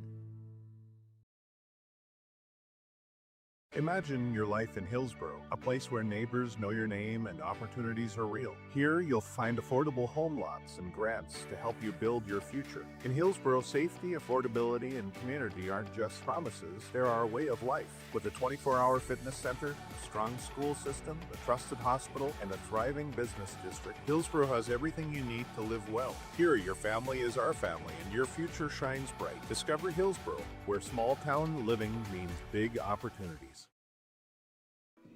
Time now for our in-game update, brought to you by Dakota Heritage Bank. Sharing our heritage, sharing our future, with locations in North Dakota and Minnesota. DHB.bank. Thompson scoring twice in the top of the first inning. Hillsboro Central Valley 2 in their half of the first. And the tie broken in the fourth inning when Joe Taylor signaled to bring in Jeremy Tice. So it's 3-2 in favor of the Tommies the defending 9-time over defending Region 2 champions. And that hits Max Michelson, the leadoff batter. One thing that Thompson has done well, they've gotten a leadoff batter in every inning aboard except for the third, and they have put runners on as well for every inning in some capacity. The only difference, Joe, that ended the first and the second was a couple of double plays that has been a difference maker to help out Chenault. But since then, Thompson has definitely put some traffic on the base pass. Here's Eli Gemmel, who has doubled and scored and singled. And Chenault throwing over to first.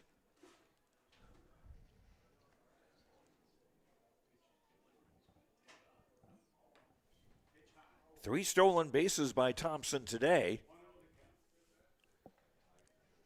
So they're thinking they can run on Braden Chenault. The right-hander from the stretch. The 1-0 to Gemmel, who bunts. Oh, that's great. Throw to first. Safe at first. That's a bunt single. Gemmel does run pretty well. Well, you go from great to even better, and Gemmel, third time he's been able to reach base as head coach here for the Burros, and Ben going to talk it over here with the first base umpire, Joe. But yeah, you mentioned it right off the bat, just kind of how that ball was able to die. Dickoff did about as best of a job as he could. He didn't put that in the glove. He went there and barehanded it, but bang play with Miller trying to make the stretch, and for Gemmel and this Thompson-Tommy team, you've set everything up with your 3, 4, and 5 batters now coming up. And Benjamin Strand, like most people, after discussions with an umpire, walking away unhappy. Here's Dex Afton, the catcher, single to drive in 2 runs in the first inning, reached on an infield single in the third, and looks at ball 1. Michelson at first, Gemmel at second with nobody out. Fastball outside, 1-1. Tommy's out hitting Hillsboro Central Valley 9-1. The margin on the scoreboard closer, 3-2. Nobody's made an error in this game. 3-0 count here to Dex, and for Chenault, just a couple of pitches that have been up and away out of the zone.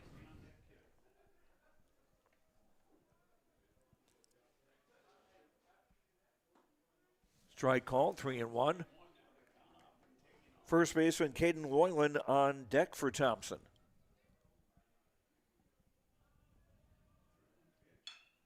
Grounded to the right side. Cotton to second for a force. 4-6 the scoring play.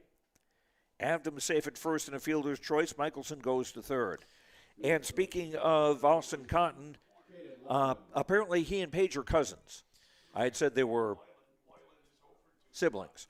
And for Cotton did a good job, too, to keep the double play in order as it stands right now, instead of getting Avdom out at first base, just kind of where Miller was up off the first base line, to go to Halfley there to at least keep that in order with a Loyland who hit a rocket out to right his last time up. And time as Chenault stepped off the rubber and made a move toward third. So will Thompson start the running game? Fastball outside, ball 1. Loyland has popped to the pitcher and fly to right in 2 trips. But he's been a big RBI man for the Tommies in this tournament. Chopped foul, 1-1. I'm going to equally say, to another Richter scale here, especially if you get a base hit or an out upcoming, Joe.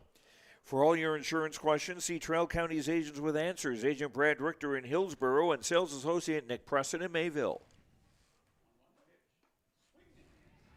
Jammed him 1-2. Good pitch by Chenault.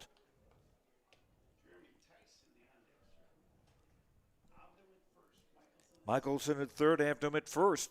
And that hit him again, trying to go inside, just got too far inside. Second hit batter of the game and the inning for Braden Chenault. And now the bases are loaded as Avdom goes to second and Loyland to first with Michelson at third. Talked about Thompson. It's just crazy to look down over the last decade, Joe, and plus 11 of the last 12 state tournaments they have played in. From there, they have also played in 8 of the last 9 state championships, won 4 straight titles as well. The infield comes in at the corners for Jeremy Tice. He hits a fly ball to right field. Hershey trying to get to this one. He can't quite get it. Michelson will score. And everybody else is going to hold up. It's 4-2 in favor of Thompson. Turned the right fielder around there with Hershey, and then by the time he was trying to make the catch, everybody was just staying put and moved up station to station. So, give up a run, but obviously the Burros were looking to get an out with that and try to get out of this inning. Instead, still just one down here, Joe, for Thompson. Yeah, you got to be careful if he does catch the ball. And third baseman Gavin Oster looks at one low and away for ball one. Gavin is reaching an infield single and fly to right. That sliced foul down the right side. 1-1. Game kind of has that feeling where if Thompson puts up a crooked number here, can they kind of get up by 4 or 5 runs and start to hide a little bit, Joe, where, if you're Chenault and the Burros, if you can put something on the ground, maybe get a double play to get out of the inning, give yourself still a chance even though you've only had 1 hit so far today. Bases loaded with 1 out. And another hit batter brings in another run. 5-2 in favor of Thompson. So Oster gets an RBI with that hit by pitch as Avdom scores from third. Loyland goes to third and Tice to second. And a trip to the mound brought to you by Chris Moe Nodak Insurance, your agent with answers in Grand Forks and Nelson County. Looks like we got a pitching change here, Joe, with Mitzel coming in from left. And with its pitching change coming, we'll take a 1-minute break here. Thompson batting at the top of the 4th inning. They've got 2 runs in, 1 out, and the bases loaded. We'll be back on YourLiveEvent.com. People often ask me, why are Hillsboro Central Valley athletes so successful?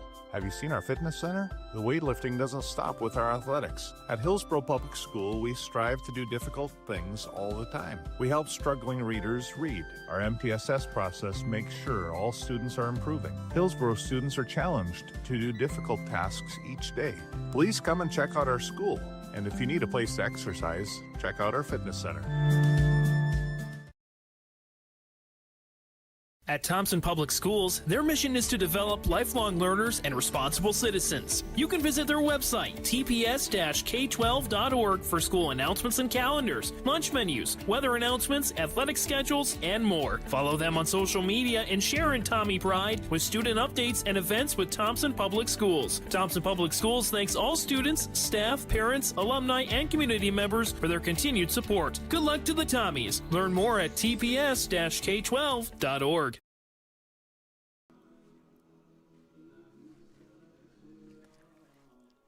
And right-hander Griffin Mitzel is the new pitcher as he moves in from left field. Braden Chenault is going to go to the outfield. He normally plays right, but will he go to left? I believe that is just straight switch. Mm-hmm. And the DH batting for Mitzel, so that's not going to change anything there, too. Mitzel's last outing was last week Thursday against Park River Erie. In 4 innings, he gave up 7 hits, 4 runs, all of them earned, walked 3, hit 1, and struck out 3. He inherits a jam, bases loaded, 1 out, and 2 runs already in for Thompson, and a 5-2 lead as Joe Taylor, the second baseman, stands in. He's hit into a double play and singled a drive in a run his last time up. Strike call 1-1. Loyland at third, Tice at second, Oster at first.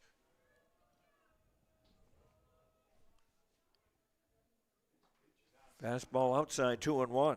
Where the center fielder is Duffner. He's playing to shade in the left center, so a lot of real estate, Joe, towards the right center and down the right field line as Leshik will come out and talk with Mitzel. And Taylor's got some pretty good speed. He's got a triple earlier in this tournament.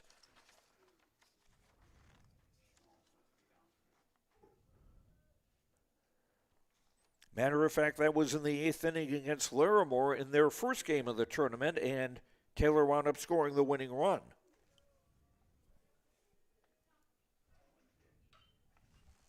That's hit in the air to left field toward the line, and fair ball.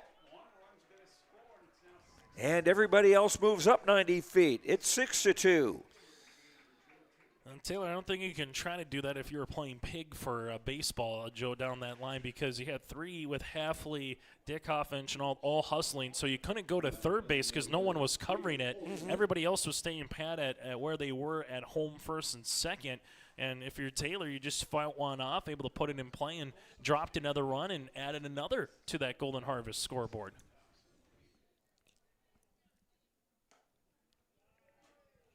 And you hear about smashed a single or lined a single. That was a boink. Now Jacob Olson, the DH. Back out the inside corner, 1-1. Jacob has struck out and fly to center. Tice at third, Oster at second, Taylor at first. There's a foul. Count goes to 1-2. Right fielder Grady Hurst hoping to bat next. He would be the ninth Thompson hitter this inning.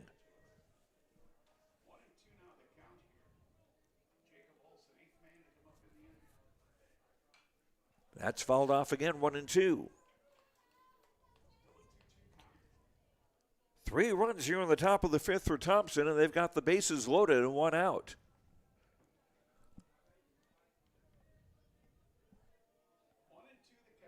Olson, one of the few Tommies who has not been on base in this game. Swing and a miss, strike 3. That was a nice pitch. Griffin Mitchell gets his first strikeout, and there are 2 down. Obvious statement. That was a large out right there for the Burros, trying to minimize the damage to just 3 in the inning. Well, for Hurst, you put 1 through the infield, you might score another run or 2. Grady, who's batting now, hits one in the air to short left field. Duffner, the center fielder, calls it, and that's it to retire the side. So Hillsboro Central Valley used their get-out-of-jail-free card on the top of the fifth, but not before. They allow 3 runs on 3 hits plus 2 hit batters, no errors, and they leave the bases loaded. Thompson is stranded 6. After 4.5 on the Tim Kazet Seed Sales Golden Harvest scoreboard, Thompson with a 6-2 lead over Hillsboro Central Valley on YourLiveEvent.com. In agriculture, the one thing you can count on is uncertainty. What if the GPS short circuits in your tractor? Do you have equipment breakdown coverage? Nodak Insurance has been insuring farmers and ranchers for over 70 years, and we've come across about every scenario you can imagine. Hi, I'm Chris Moen, your agent with answers at Nodak Insurance Company. I know insurance, I know North Dakota, and I might even know you. Call me today for details on how we can protect your farming operation at 757-1613.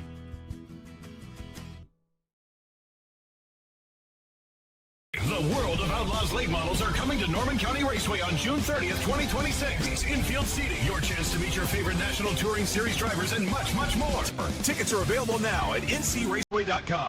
Order yours today, and we'll see you June 30th, 2026.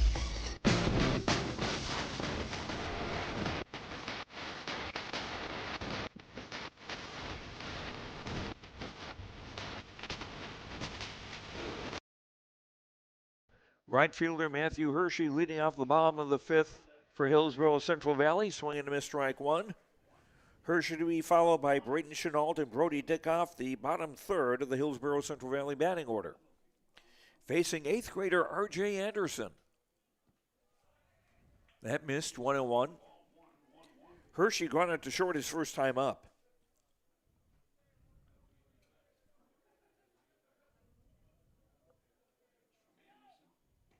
Outside 2-1. R.J. Anderson in 4 innings has allowed 1 hit, 2 runs, 1 walk, 1 strikeout. He's thrown a wild pitch. He's hit a batter, and he's committed a balk. Grounded toward the hole. Cut off nicely by Oster at third. His throw will not. He is in time for the out. Good job by Oster cutting over it, and a better pick over at first base by Loyland there, Joe, as that one was in the dirt. And for the Burros, they're going to have to try to put something together in consecutive order, but starting to run out of outs right now with just 8 remaining as we are here in the bottom of the fifth. Brayton Chenault, who started the game on the mound, is now the left fielder. He grounded to third his first time up. That's hit to Oster again. And again, a nice scoop by Loyland for out number 2. I wondered if there might be a difference defensively for Thompson with Eli Schumacher not in the game today. And Eli's done a nice job in this tournament, but Loyland showing they're not missing him. And that's going to be blooped into right center field for a base hit. And Brody Dickoff with the second hit of the day for Hillsboro Central Valley. Update for you, Joe, from the Region 4 Championship. Park River area, the Aggies 4-0 over Langdon area Munich. Again, the Aggies have to beat the Cardinals twice to make it to state next week in Jamestown. But currently 4-0 here for the Aggies. There's number 4 coming on here for the Burros. And Carson Cassette as a pinch runner.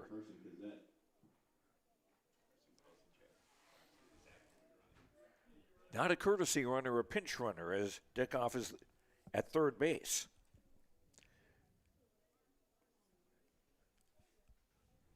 Now the top of the Burro batting order, and catcher Tyson Leshek, who was hit by a pitch and scored in the first inning, flied out deep to left in the second.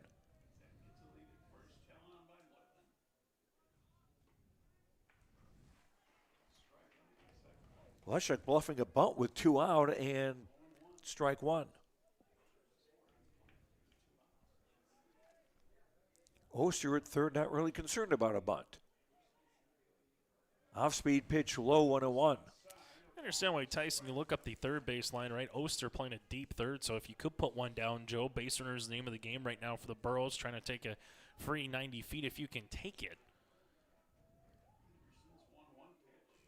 That's outside 2-1. But something you don't normally see too terribly often either when you're down by 4, getting late in a contest. Cassette at first with 2 out. The 2-1 caught the outside corner, 2-2. Bottom of the 5th, 2-outer runner at first. Hillsboro Central Valley trailing Thompson 6-2 in this Region 2 championship game. R.J. Anderson from the stretch. Runner goes. Pitch is outside. The throw. They got him. Cassette may have slightly overslid second base, but the throw looked like it was right there anyway, and that retires the side. Hillsboro Central Valley in the 5th. No runs, 1 hit, no errors, no one left. After 5 in the Tim Cassette Seed Sales Golden Harvest scoreboard. Thompson 6, Hillsboro Central Valley 2 on YourLiveEvent.com. J Broadcasting Incorporated is accepting applications for a broadcast sales representative. Applicant should be self-motivated, organized, have ability to communicate clearly, and the desire to help our customer partners grow their business with customer service for their advertising and marketing needs. All experience levels are encouraged to apply. To apply, email your resume to apply@rjbroadcasting.com. R&J Broadcasting Incorporated is an equal opportunity employer. Growers, prepare your fields and yields against the wet conditions today and beyond with the Drain Tile project from Chad's Excavating out of Mayville. Drain tiling will improve and increase your yields and land values for years to come. Chad's Excavating provides free detailed estimates, and with over 40 years of combined success, they provide professional installation and service. Call Chad today to prepare for your future and any questions that you might have. That's Chad's Excavating out of Mayville, helping farmers grow. We go to the top of the 6th inning. Thompson with the top of their batting order coming up. Left fielder Mac Michelson, shortstop Eli Gemmel, and catcher Dex Avdom. Griffin Mitchell starting his first full inning of work. His first pitch is ball 1. The line on starting pitcher Braden Chenault, 4 1/3 innings. He allowed 10 hits, 6 runs, all earned, no walks, 3 hit batters, and 2 strikeouts. 1-1 to Michelson, who has singled and scored, grounded to short, been hit by a pitch and scored.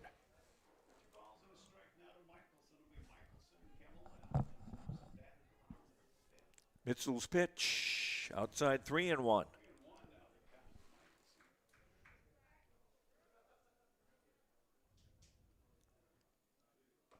Inside ball 4. Michelson almost got hit again. First walk allowed by Griffin Mitchell. And more traffic here on the base pass for the Thompson Tommies. We talked about it a couple innings ago, saying it's one thing for Nate Solis' club here in this particular game, Joe, that they've done a good job of getting runners aboard in some capacity every inning. They have not had a 1-2-3 inning. The closest was in the second when Oster led off with a single and was wiped out in a double play. 1-0 now to Eli Gemmel. High 2-0. Gemmel doubled and scored, singled, and reached a bunt single his last time up. The idea was sacrifice, but Gemmel just beat it out. That caught the outside corner, 2-1. Thompson 2 in the first, Hillsboro Central Valley 2 in the first, Thompson 1 in the fourth and 3 in the fifth. Ooh, bluffing bunt, but he's going to take first base as he was hit by the pitch. He got drilled. For Mitchell, trying to find the strike zone, a little erratic so far here in the inning, and as he's come on in relief. And for Dax Ovdom, another situation for Coach Solis. He let him swing away. He put the bunt down, try to add another run or two. I'm curious here, but in the fifth inning, you let him swing away, and he grounded in that fielder's choice, Joe. 4 Thompson batters have been hit by pitches as Avdom swings and hits a fly ball to right. Hershey adjusting and makes the catch. And that'll be the first down, the top of the 6th.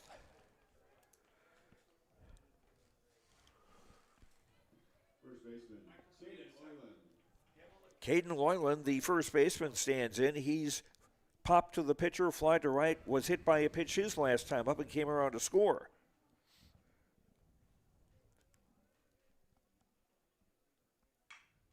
Grounded to the right side. Cotton to second for 1, and the relay not in time.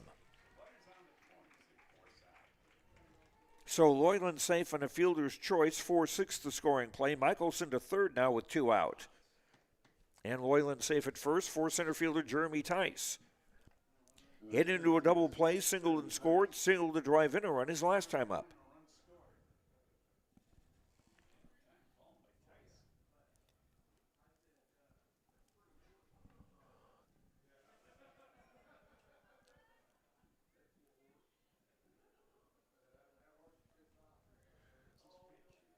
High ball 1.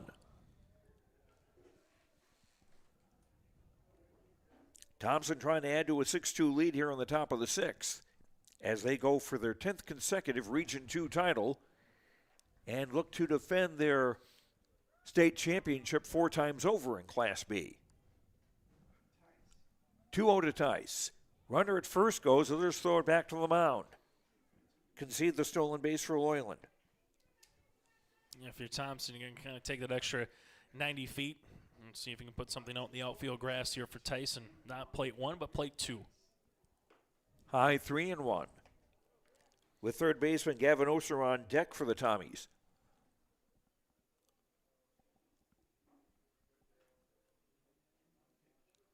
And that hit him. And the bases are loaded.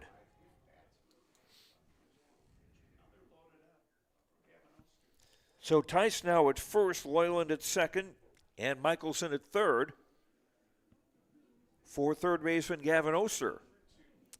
Some familiar teams going to make its way to state, at least out of Region 3. Lemoore Litchfield, a team that just can't get by Thompson the last couple of years, playing them in a championship. Obviously, if Thompson makes it out of Region 2 as well.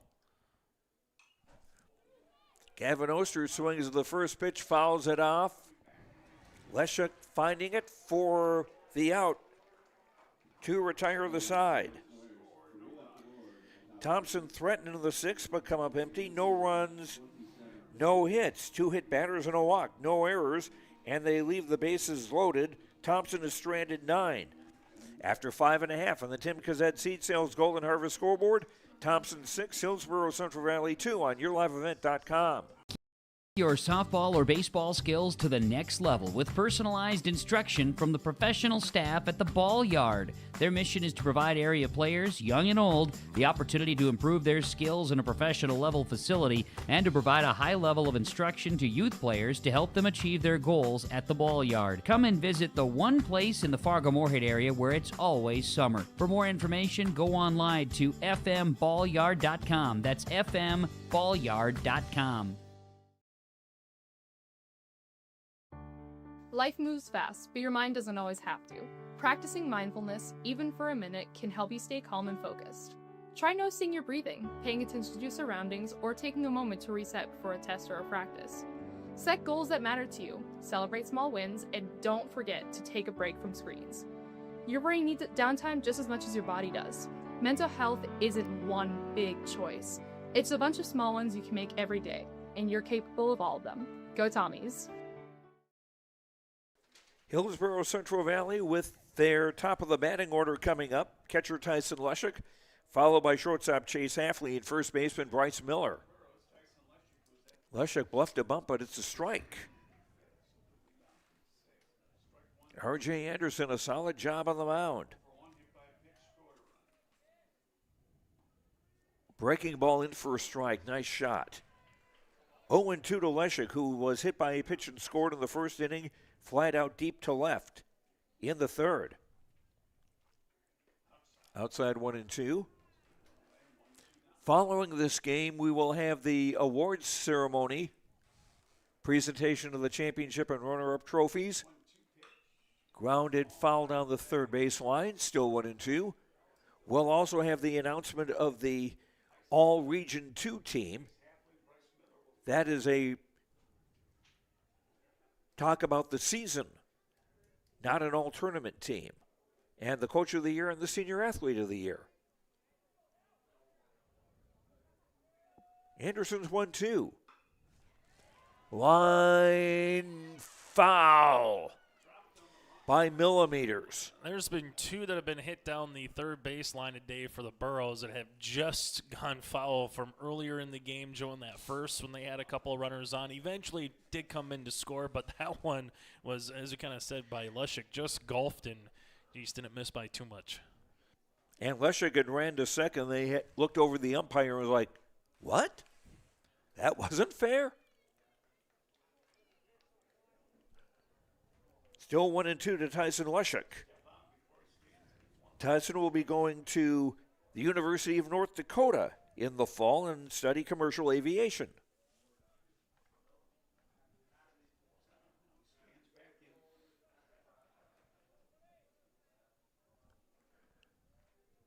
Anderson's 1-2 on the way. Fouled over and out of here. We'll do it again at 1-2. It seems Anderson is pretty comfortable with the pitch limit, too. 58 pitches going into the inning.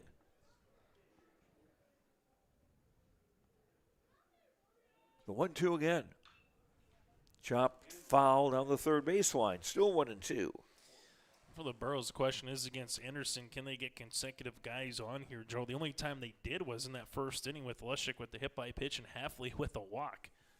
So can you just try to pass the baton as if the Tommies did back in that fifth inning and then try to come up with a one big hit to put a couple of runs up on the board? Don't need them all here in the sixth, but a couple would be awfully valuable going to that seventh. They've only had runner reach second base after that opening inning. That was Alexander Duffner in the fourth when he singled and went to second in a wild pitch. And another foul ball, still 1-2.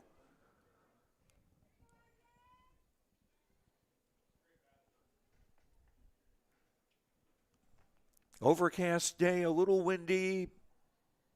Good for sweatshirts and blankets. Anderson again with a 1-2. That missed outside, 2-2. Went for a breaking ball. Shortstop Chase Hafley on deck for the Burros.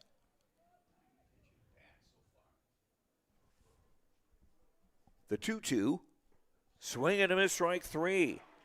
That's just the second strikeout for R.J. Anderson.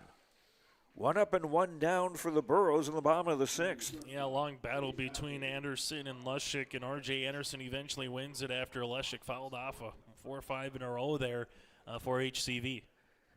And especially the one that he thought was a double. Here's Chase Hafley, the shortstop. Walked and scored and grounded to third.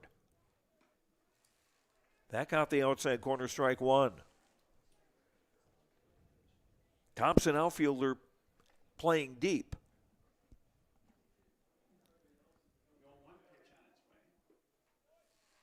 Just missing at the knees, 1-1.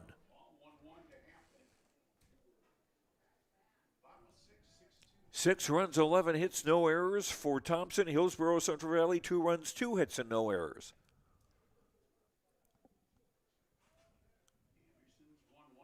The 1-1 curve, yes, for a strike, 1-2. First baseman Bryce Miller on deck for the Burros, who are running out of outs, trailing 6-2 in the bottom of the 6th with 1 out. Nobody on. That's lofted into short center field. Coming in is Jeremy Tyson. He'll have it for the 2nd out. Sometimes you just got to give your compliments, and I think you got to give the compliments to R.J. Anderson here, Joe, as he has not looked like an 8th grader by any means on the mound in a winner-go-home region championship. He just came out allowing the defense to work behind him, throw strikes, and kind of just moving on to the next batter. Now Bryce Miller, the first baseman, looks at a strike. Miller has struck out and grounded to short.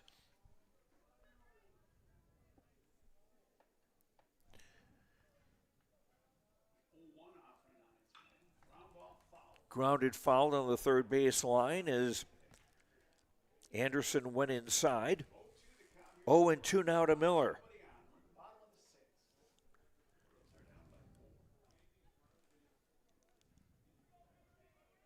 That's got to be the frustrating thing, too, for Hillsboro Central Valley. You hit all those balls down the line and nothing seems to go fair.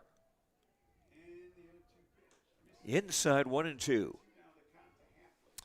Thompson's got a couple that have gone just inside the line, like that Taylor pop-up single that played at a run, just the complete opposite. That's low, 2-2. Center fielder Alexander Duffner on deck for Hillsboro Central Valley. Burros trail 6-2, bottom of the 6th. Nobody on, 2 out, and a 2-2 count to Bryce Miller.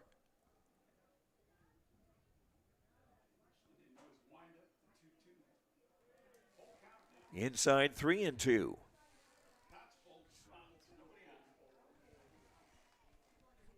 Anderson has walked just 1 batter. He's hit 1. Throwing a wild pitch and a walk and allowed only 2 hits.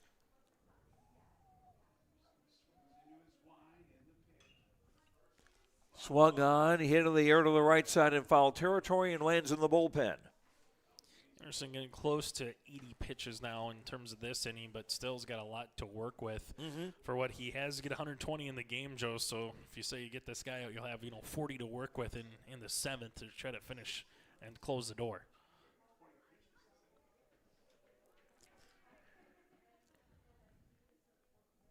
Anderson looks in, and the 3-2. Popped into right field, could be, it's in between the outfielders, and that's a base hit. Miller hustling into second and getting there with a double. The outfield was played deep, but Miller able to hit it between the outfielders, Tice and Hurst. First extra base hit of the contest for Bryce Miller as he was able to work the count a little bit, very similar to Tyson Lushik, but put the ball in play. And now, at least for the Burros, a chance to threaten to score here with 2 down in the 6th inning. First extra base hit for any Hillsboro Central Valley hitter. Now Alexander Duffner hit a sacrifice fly in the 1st inning, single in the 4th.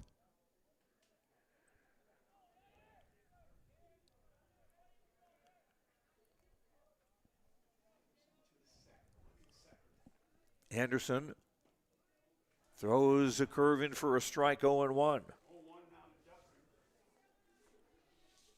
Duffner, a senior. He was born in China. Lived the first 2 years of his life there. Swing and a foul, 0-2.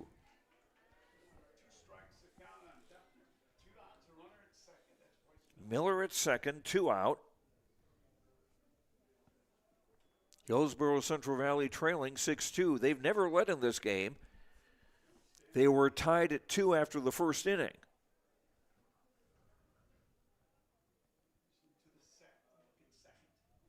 Anderson's pitch. In the dirt, good block by Avdom. And another thing about Anderson is he hasn't thrown so many pitches that Avdom has had to block. The 1-2. Missed at the knees, 2-2. Second baseman Austin Cotton on deck for Hillsboro Central Valley. Bad spot, though, the miss if you're Anderson. Low and away. Good spot. Miller a short lead at second. Here's the 2-2. Again grounded foul down the third base side. Start going through. Got Gavin Oster's done. Jeremy Tice is done. Moylan and Gemmel. That's Eli again for pitching done. Now Dex Avdom's got 2 left. He could essentially go up against a batter here. He's thrown 133 so far for Thompson. Kind of like what R.J. Anderson himself did the last couple of games. Pitching a third of an inning. That missing 3-2.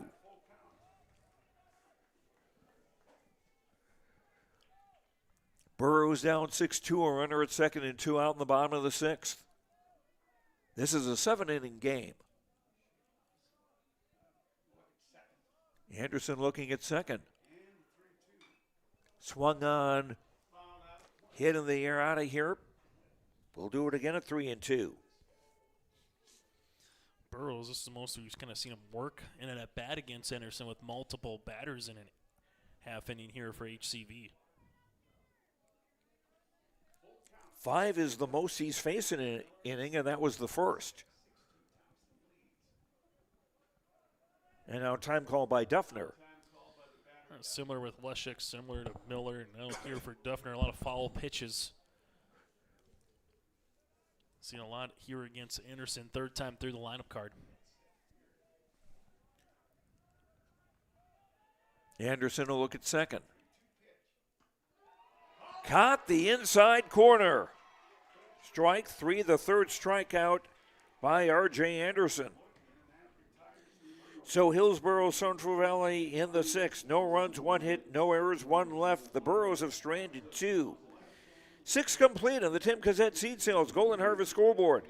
Thompson 6, Hillsboro Central Valley 2 on YourLiveEvent.com. Stop on out to Watts Ace Hardware in Castleton and gear up with name brands from Steel, Milwaukee, Ego, and Craftsman Power Tools. Get ahead of your spring planting needs with flowers, shrubs, and trees. Watts Ace Hardware Greenhouse is open now. Watts Ace Hardware, a place you need to check out. Stop in at 1610 Governor's Drive in Castleton for Watts Ace Hardware and check out their greenhouse, which is open right now. Stay up to date all year long with your live event from our social platforms with X, Facebook, and YouTube. From the latest coaches show to watch game broadcasts back on demand from earlier in the season. Search your live event on YouTube and hit subscribe. Outside the 3-point arc. Tick and pop here with Spaeth into the left side corner. 3, good. For the complete and most up-to-date schedule throughout the year, head to our website at yourliveevent.com. Coming to you from the Dakota Heritage Bank broadcast booth. Dakota Heritage Bank, sharing our heritage, sharing our future with locations in North Dakota and Minnesota. DHB.bank. We're at Scott Berry Field at Mayville State University. Top of the 7th inning for the Region 2 championship game. Joe Taylor leading off for Thompson. In the top of the 7th, Thompson with a 6-2 lead. Taylor 2 for 3 with 2 runs batted in. Strike call 2-2. And Taylor would have the game-winning run batted in. As he singled in a run in the 4th inning to break a 2-all tie. And then Thompson adding 3 more runs in the 5th. The payoff pitch. Fouled out of here. Taylor to be followed by designated hitter Jacob Olson and right fielder Grady Hurst in the top of the 7th. Griffin Mitchell's pitch. Lined into left field, so Taylor with his 3rd hit of the day. 2nd hit allowed by Griffin Mitchell. Update for you, Joe, in the Region 4 Championship. Park River area with an 8-0 lead over Langdon area Munich. That's in the top of the 5th inning. So if the Aggies can hold on, it'll be a winner-take-all championship game number 2 to follow between the Cardinals and the Aggies in Region 4. And if they can get a couple of more runs, they can win on a 10-run rule and save some pitches. Olsen bunts. Mitchell will throw to first. The sacrifice works 1-3. As Taylor reaches 2nd. All right, now one swing in the back can still tie the game if the Burros can get runners aboard. So Thompson trying to add a little insurance here to not allow that to potentially happen. Hillsboro Central Valley in the bottom of the 7th will have Cotton, Breidenbach, and Hershey up. They're 5, 6, 7 hitters up. Here's a swing and a ball hit into center field for a base hit. Bobbled briefly by Duffner. Going to throw to the plate, not in time. And it's 7-2. Yeah, Taylor was going to be held at third base, and once that ball got underneath the glove of Duffner, Nate Solis immediately was waving in Taylor to come in, and that little bobble allowed the runner to go from second to home and manufacturing a run here for the Tommies in the 7th inning. First error of the ball game against either team. 13 hits now for Thompson.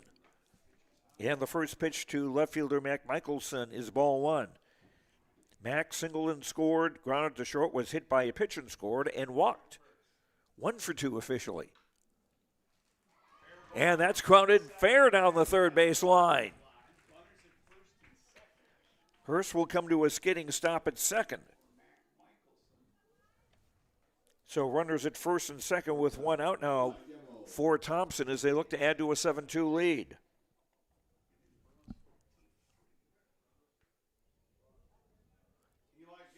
There is a right-hander warming up in the Thompson bullpen.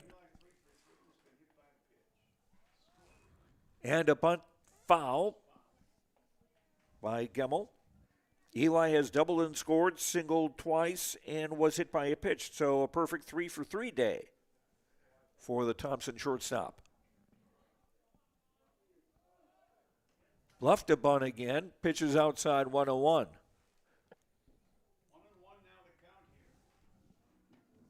Grady Hurst, the runner at 1st. 1 out. A run in for Thompson already here in the top of the 7th.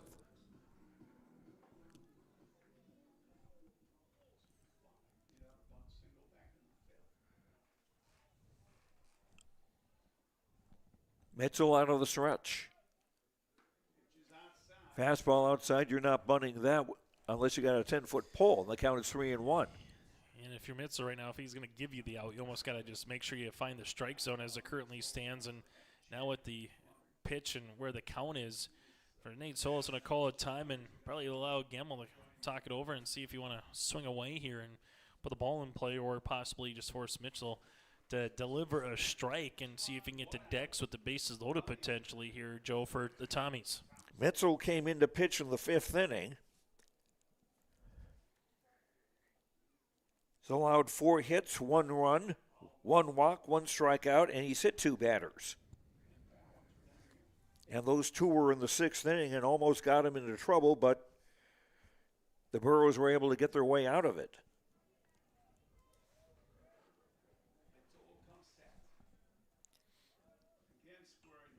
Bunted foul. Count goes 3-2.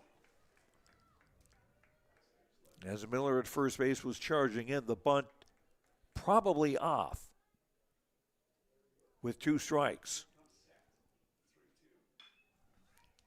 That's hit through the hole on the left side for a base hit. Here is Hurst rounding third, and he will score, and it's 8-2.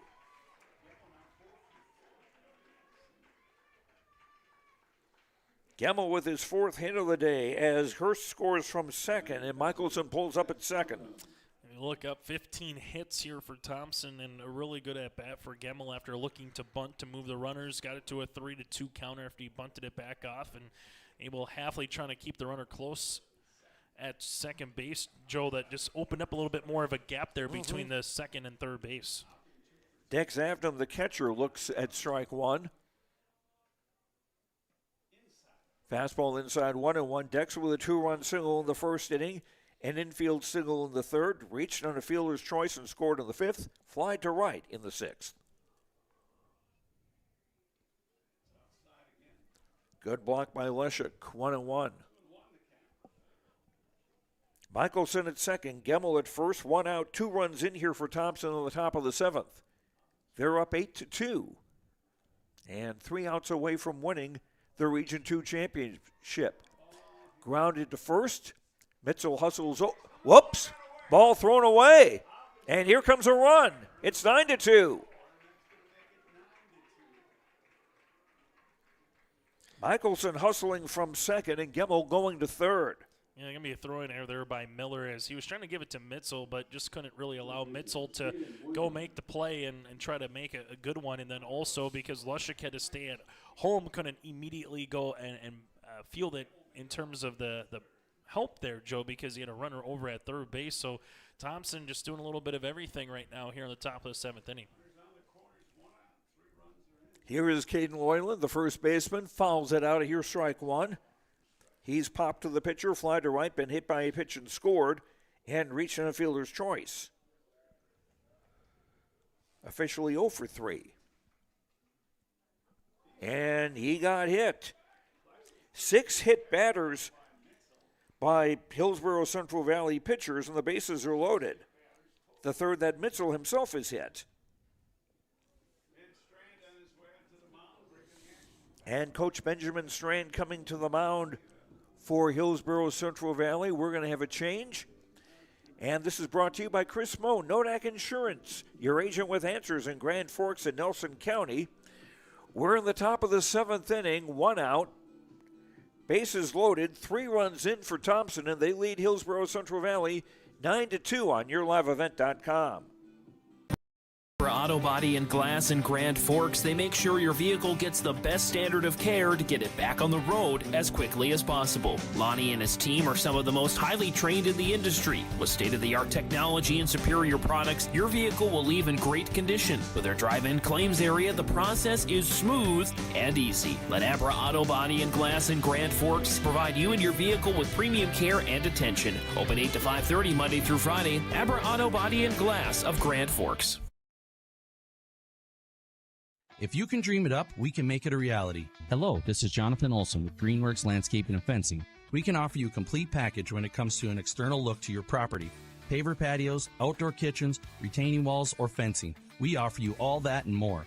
Our fences are built to last, so you have low maintenance beauty that not only improves the look, but also the value of your home. To show us your ideas or let us help you design your perfect outdoor sanctuary, check us out on the web at gworkslf.com.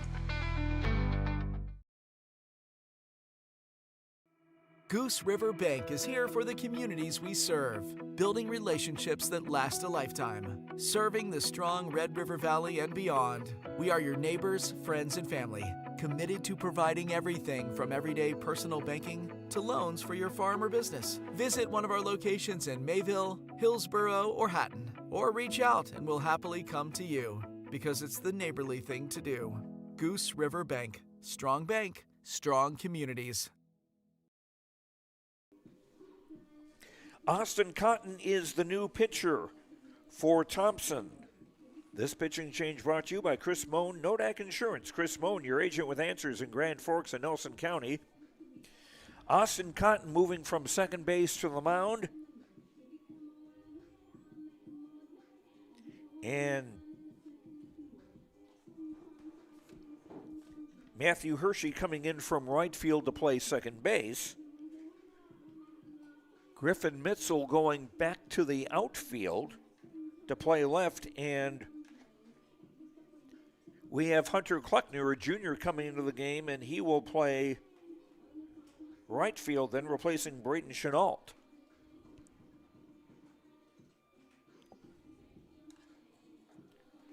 Cotton looking to get the final 2 outs and put out the fire here in the top of the 7th inning. Thompson with 3 runs in already. They've got the bases loaded and just went out. Now Jeremy Tice, the center fielder, stands in. Singled twice, scored once, driven in a run, hit into a double play and been hit by a pitch. Burrows bring the infield in. The first pitch, a strike on the outside corner.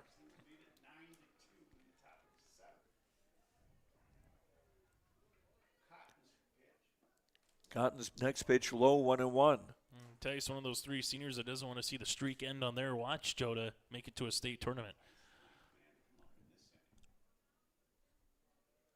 The 1-1. Got the inside corner, 1-2. Gemmel at third, Avdom at second, Loyland at first with 1 out. Swing and a miss, strike 3. That's the second out. And the first for Austin Cotton brings up Gavin Oster, the third baseman, the 9th man to hit this inning for Thompson. Reached on infield single, fly to right, was hit by a pitch to force in a run. And foul to the catcher. Scruggs is going to come on at second base for a courtesy runner with the catcher with Dex. So Jack over at second.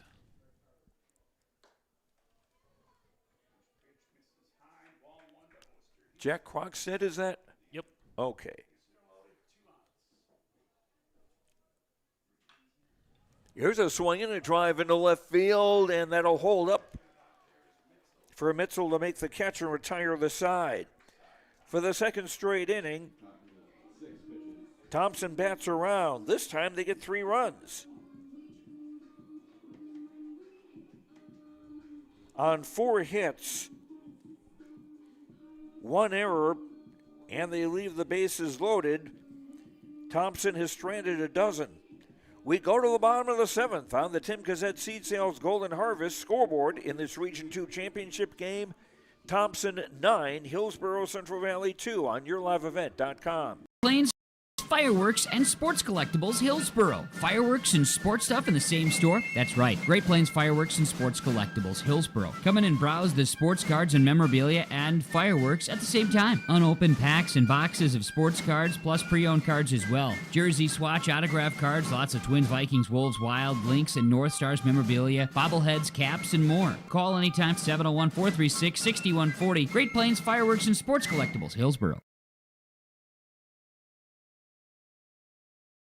The City of Hillsboro encourages customers to use electricity wisely through its Bright Energy Solutions rebate program. These rebates help customers save energy and money, improve their comfort, and protect the environment. You can get rebates on Energy Star appliances and lighting, as well as high-efficiency heat pumps and air conditioners. They even have rebates for home electric vehicle chargers. Business customers can receive rebates too. Call the City of Hillsboro for more information or visit brightenergysolutions.com. Austin Cotton, the pitcher, leading things off now for Hillsboro Central Valley in the bottom of the 7th. Austin has fouled to short and fly to center. The Burros need base runners, trailing 9-2 with 3 outs remaining. Missed inside, 0-2. I said at the beginning, history does repeat itself, and it looks like Thompson on the verge of doing that again, winning a state title just as they did last year against Hillsboro Central Valley. And here's a ball hit well but foul to left. It's tough in these double eliminations sometimes just to come back through the loser's bracket at some point, Joe. But for the Thompson Tommies, as you alluded to, did it last year against the Burros and on the verge of doing it again this year. R.J. Anderson's 0-2 pitch. That's line just fouled to left. And that missed by about a half a foot. That's been the story of the game for the Burros, right? Just that extra foot to try to get a base hit. Thompson's got those that have been close down the line. The Burros, all of them have just gone foul. 0-2 to Austin Cotton. Low 1-2. Another thing to consider about Thompson is this battery we see now, Anderson the 8th grader and Avdom the 9th grader behind the plate. as that's hit into short left field, and that'll drop in for a base hit. Just the fourth of the day for the Burros. But these two guys will be working together, Avdom and R.J. Anderson, for the next 3 years. You have that, and obviously, once you get into summer ball here, I mean, it doesn't take too long before you got Babe Ruth, before you got Legion here. I know some first Babe Ruth games already start next Thursday, Joe, so 6 days from now, already Babe Ruth getting on the board, and Legion's that first week of June. So if you're these athletes that are fortunate enough to make to Jamestown, a lot of times you go from a state tournament, and then you get Sunday as a rest day. Monday you have a game or practice, then boom, Tuesday you're right back into Legion mode, and kind of seeing how the Legion season is going to go for summer. Now Brody Breidenbach, the DH, stands in. Swings the first pitch to third. Oster to second for one. The relay not in time, and the ball skipping away. But no chance for Breidenbach to advance. He's safe in the fielder's choice. Cotton retired 5-4 at second for the first out in the bottom of the seventh.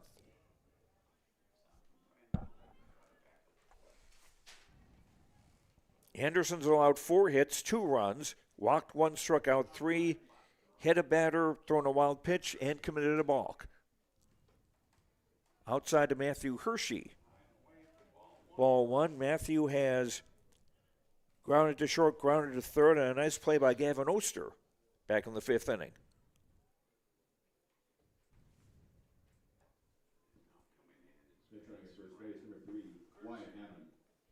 Wyatt Hammond is coming in at first base to run for Breidenbach. Wyatt Hammond, Haman. He's a freshman.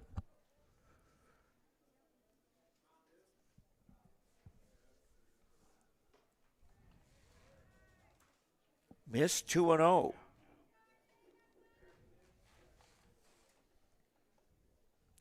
We'll also have our post-game awards for you. Our player of the game brought to you by Enbridge. Our precision play of the game brought to you by Agassi Precision Ag, and our connection of the game brought to you by Halstead Telephone Company.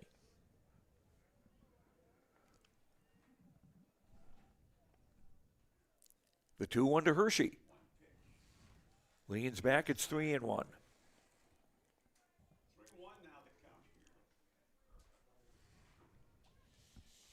Braden Chenault is on deck, so he's going to re-enter the game.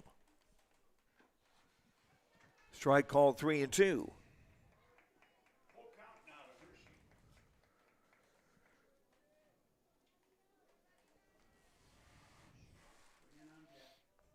The payoff pitch. Hit in the air to left field. Michelson has a grab on that for the second out. And now Hillsboro Central Valley down to their last out. Braden Chenault re-entering the game. He had come out last inning as part of the pitching change. Braden has grounded to third twice. Began the day as a pitcher, and he would stand to take the loss in this game.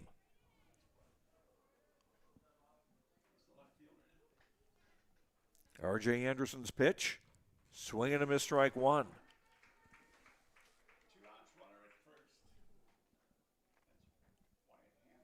Hammond at first. 2 down. That got away, 1-1.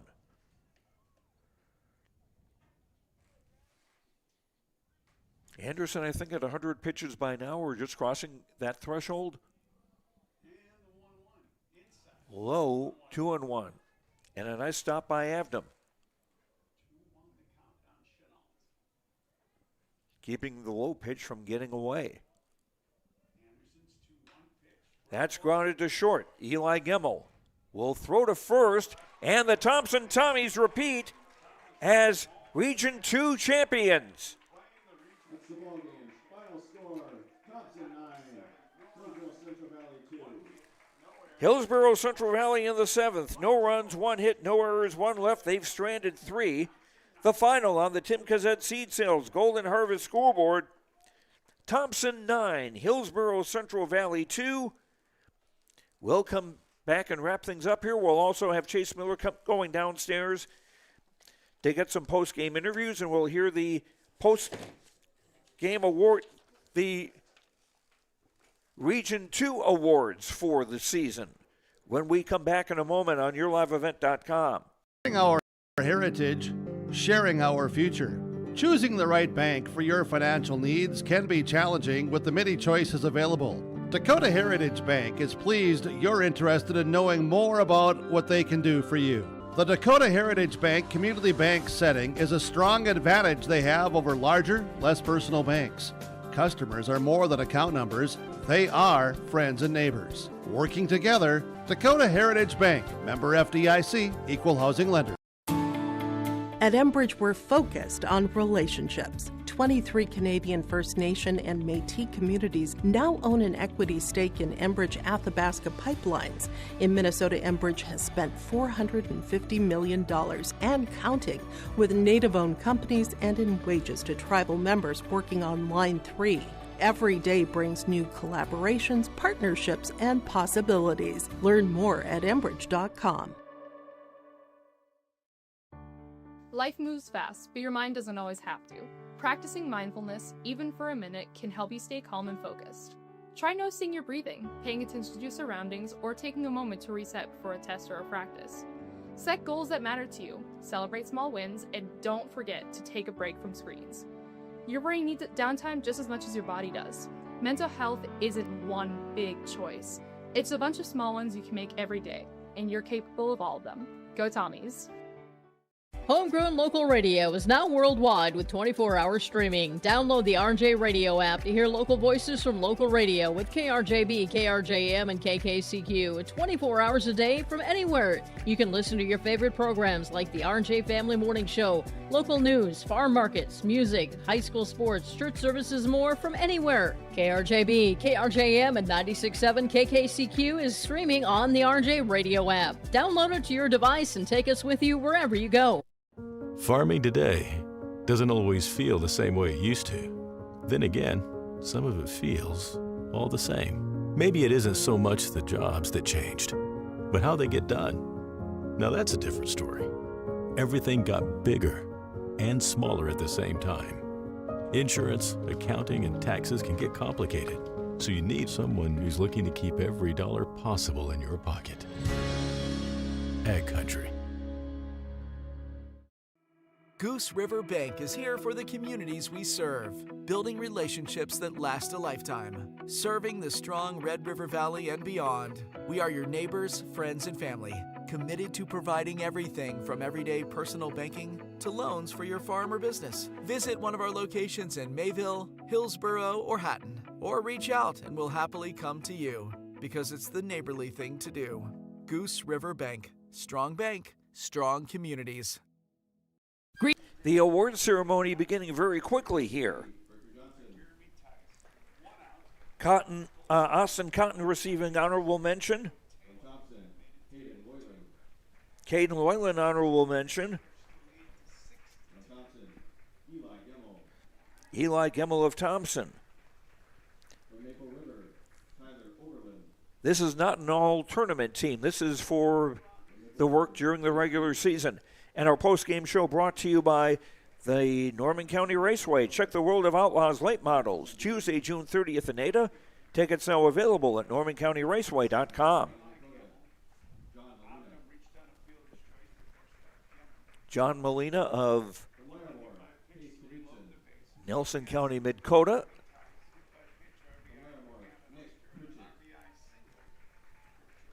Nick Pritchard from Larimore. We'll get the full list for you and have that at rjbroadcasting.com.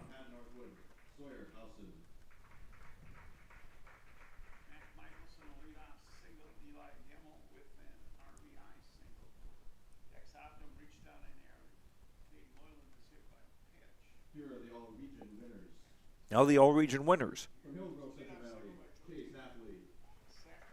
Chase Halfley.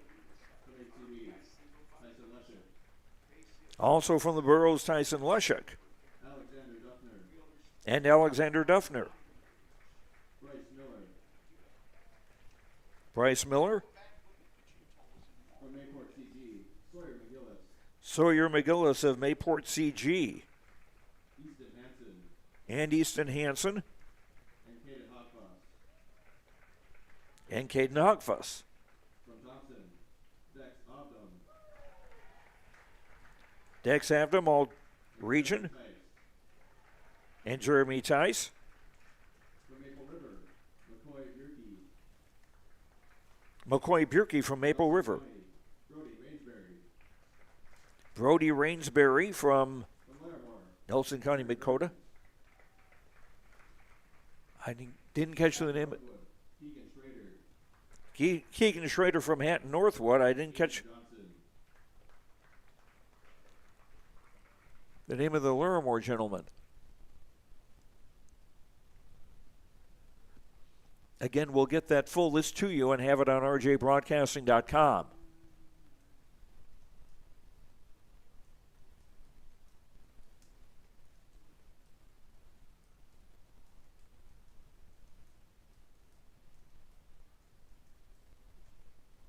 Now we will recognize the Region 2 Senior Player of the Year.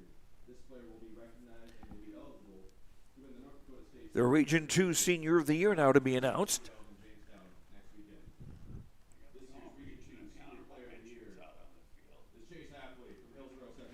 Chase Hafley of Hillsboro Central Valley.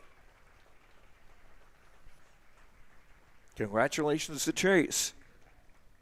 Now we will recognize the Region 2 Coach of the Year. This coach will be recognized and will be eligible to win the North Dakota State Coach of the Year at the Class B tournament in Jamestown starting on Wednesday. This year's Region 2 Coach of the Year is Benjamin Strand from Hillsboro Central Valley. And also from Hillsboro Central Valley, Benjamin Strand, the Region 2 Coach of the Year.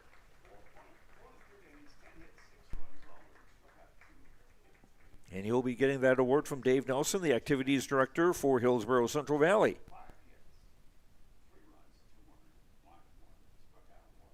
Now for the team awards. For the representatives from the Hillsboro Central Valley boroughs, please come forward and receive your Region 2 runner-up trophy. Congratulations. Thompson opened the scoring in the second inning with Dex Abdom, a two-run single. And now 10-time defending Region 2 champions, Thompson Tommies, come up and receive your championship trophy.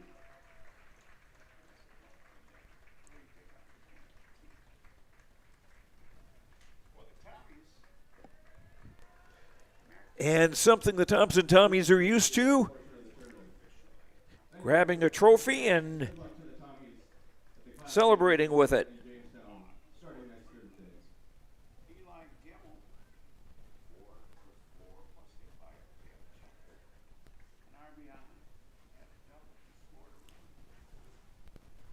Continue running down the scoring. Thompson 2 in the first. Hillsboro Central Valley came back 2 in the first.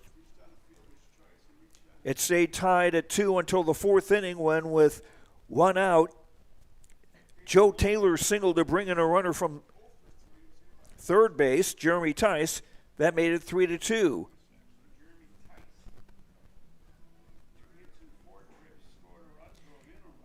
And then we go to the fifth inning.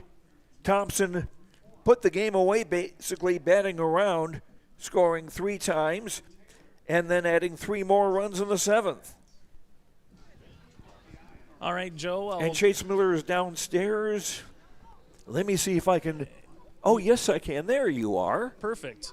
Well, join us, one of the 3 seniors here, Joe, for the Thompson Tommies. That's Gavin Oster. We were just joking once the public address announcer said 10-time now region champs, and obviously on your senior watch making it to state as well another time. Just what does that mean, first things first, to kind of, I know that's not a streak that you maybe talk about a lot, but obviously 10 times to state and 12 in the last 13 years, Gavin. Just what does that mean for you in this program? Man, it means so much, you know, carrying on the tradition. We lost a bunch of seniors last year, and this year was we didn't know what we were going to get. You know, Hillsboro was the favorite coming in, and Mayville, tough Mayville team too in the tournament. But we really bond well as a team, and I think that really was able to help us get the wins that we needed to get. Let's talk about R.J. Anderson. An 8th grader goes out there and does what he needs to do after a couple runs. He starts mowing guys down. Just kind of what you see from R.J. on the mound. Man, I just saw a lot of leadership from him at such a young age, and I was just really proud of him. You know, I mean, a lot of guys in that spot can fold. You know, you're an 8th grader coming in and in the region championship game, but he just did an amazing job. Threw a lot of strikes, had defense behind him, and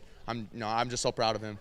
What's the one message from the coaching staff and Coach Nate Solis from where it was back in March to where we are now in May, knowing that you got another week of baseball, knowing you're heading to state? What was the message back in the offseason to allow this team to accomplish another region title and still have a chance to defend that state title coming up next weekend? I think it was just don't get complacent. Never satisfy, and always just work for what you want, and then you'll be there. For you, Gavin, moving forward, what's the message going to be to the team now? Obviously, you're going to wait and see what your bracket is, see who the teams are officially. With Park River, looks like they're going to beat Langdon and make it to that second championship game. But what's one thing that you're going to talk about with the guys that maybe haven't been there before, haven't been starting in a state tournament here coming up next weekend? Job's not finished. We got to get it done. Like I said, don't get complacent and just keep working. Hey, Gavin, congratulations. Let you go celebrate. Best of luck next week in Jamestown. Yes, sir. Thank you. Gavin Oster, again, one of the 3 seniors here. Joe, we'll send it back to you. All right, Chase Miller, thanks very much. Chase looking for some more folks with Thompson to talk to, and he's got the winning pitcher, R.J. Anderson. Thank you very much. We got Dex first, part of that battery here. Sorry. Dex, congratulations. Let's just kind of go through. You scored 2 runs early. The Burros come back with 2 runs. Then RJ really starts mowing guys down. I think it was 10-11 straight before another one got aboard. So what did you just kind of see from RJ on the mound after that hit by pitch and that walk that kind of settled him down for the rest of the game? He's an 8th grader, so I just saw a lot of, maturity and toughness from him. It's hard being an 8th grader and coming out there and pitching varsity, but I think he did really well. You came back through second time again to beating the Burros as you did last year, this year, having to beat them twice in the championship. What do you think allowed this team to do it this season here, Dex? At the start of the season, we kind of showed a lot of inexperience, but as we went on, we started making plays, started increasing our skill level and just, showing more toughness and maturity. Going back through, just taking a look, that 3 runs there in that 5th inning when you kind of got that little separation, what's kind of going through your mind behind the plate, but also allowing guys to get up to the plate, getting singles, getting walks, getting hit by pitch, and just moving people over. It just showed so much confidence and, motivation to keep going because, it's a region championship, postseason play, anything can happen. So we just had to keep our foot on the gas. How much do you guys talk about the streak, or is it just the next game? Because now 10 straight region titles, you've been to state 12 of the last 13 years here, Dex. It's obviously quite an accomplishment. Do you talk about it much, or is it's a brand new season, it's a brand new day, so to speak? Brand new season, brand new day. Just keep on going, keep on grinding, one game at a time. That's what we do here in Thompson. Final thing, what are you most looking forward to knowing you got another week of baseball with these guys before you get to summer ball? Looking forward to competing in a state tournament and hoping to go win. Yeah, without question, have a chance to defend it. Dex, congratulations. Thank you. Back to you, Joe. Thank you, Chase Miller. I was 1 uniform number off for Dex Avdom and the winning pitcher, R.J. Anderson, as the Thompson players and fans are all gathered in right field. And Chase Miller will have some more interviews. While we've got a moment here on our post-game show brought to you by the Norman County Raceway. Check the World of Outlaws late models Tuesday, June 30th in Ada. Tickets now available at normancountyraceway.com. Let's go first of all for our player of the game, brought to you by Enbridge. Life takes energy. Enbridge, energy for life. Enbridge.com for career opportunities. And it's been said that a child shall lead them, and 8th grader R.J. Anderson did lead the Thompson Tommies to the Region 2 championship.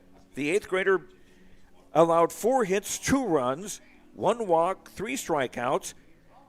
He committed a balk, hit a batter, and threw a wild pitch, and was very efficient in his work today. Not really close to the pitch limit. So R.J. Anderson, our player of the game, brought to you by Enbridge. And our connection of the game, brought to you by Halstead Telephone Company, proudly providing internet, phone, cable TV service to the rural areas and local communities throughout the Red River Valley. Second baseman Joe Taylor of Thompson, 3 for 4 with 2 runs batted in. He also had the game-winning RBI in the 4th inning. That's our post-game connection of the game, brought to you by Halstead Telephone Company. And our precision play of the game, brought to you by Agassi Precision Ag, your local precision planting dealer. Agassi Precision Egg in Hillsboro. Call 701-436-2119 or visit planterdoc.com, planterdoc.com. All right, Joe. Okay, go ahead. As we come back here with Coach Solis after taking some of those photos in front of that scoreboard, and I kind of talked with both Gavin and alongside with RJ now that it's complete. When the public address announcer said 10 straight region titles, 12 of the last 13, just what has allowed this team in this particular group in 2026, Solis, to kind of keep that tradition going here? Yeah, I mean, I think they grew up really fast, and they had to fail a little bit, and that we had some struggles early in the year, in the middle of the year, even towards the tail end. But you know, at the end of the day, once you get to Mayville State, where it's been for this many years, we just show up. I don't know. We don't do anything different. It's just a mindset, a mentality that you know, we're planning on winning, and it's not something that's you know, it's just a mindset you have to have. If you don't show up here thinking you're going to win, then what are you doing here? And our best players, I talk to our guys all the time. Our best players need to be our best players, and in different aspects of the game today, there was a lot of that. And then RJ coming in, and you know, I don't know many 8th graders that can do that. And especially with a little bit of a rocky start. We've had played 3 games in a row with guys that just struggled to find the zone in the first inning, but a little bit of obviously a bit of trust and a little bit of this is our only option because we don't have so many pitchers available, that they went and they figured it out. So kudos to them for the mental toughness to be able to do that. And yeah, just really, really happy for our guys that you know, it wasn't the easiest year, and I think they would admit that too. And there was probably a lot of doubters out there this year too, and they just came in and played their best baseball when they needed to. You mentioned about RJ, right, an 8th grader in that situation after having a hit by pitch, a walk, a balk, a sacrifice fly. All of a sudden it's 2-2, but he really started to find his own groove. You know, 3 up, 3 down, second, third, fourth, and respectively. What just allowed him to get these Borough batters, you think, off place a little bit to find ways to get outs and use the defense behind him? Yeah, I think if you're going to talk about it from a pitching standpoint, I think he really did a really good job of getting up in the count, and he also was a 2-pitch pitcher, but he was very effective with those 2 pitches, kept them off balance, didn't really know. And you got to have, and they got a really good team, and you got to be able to keep them off balance. We were able to do that.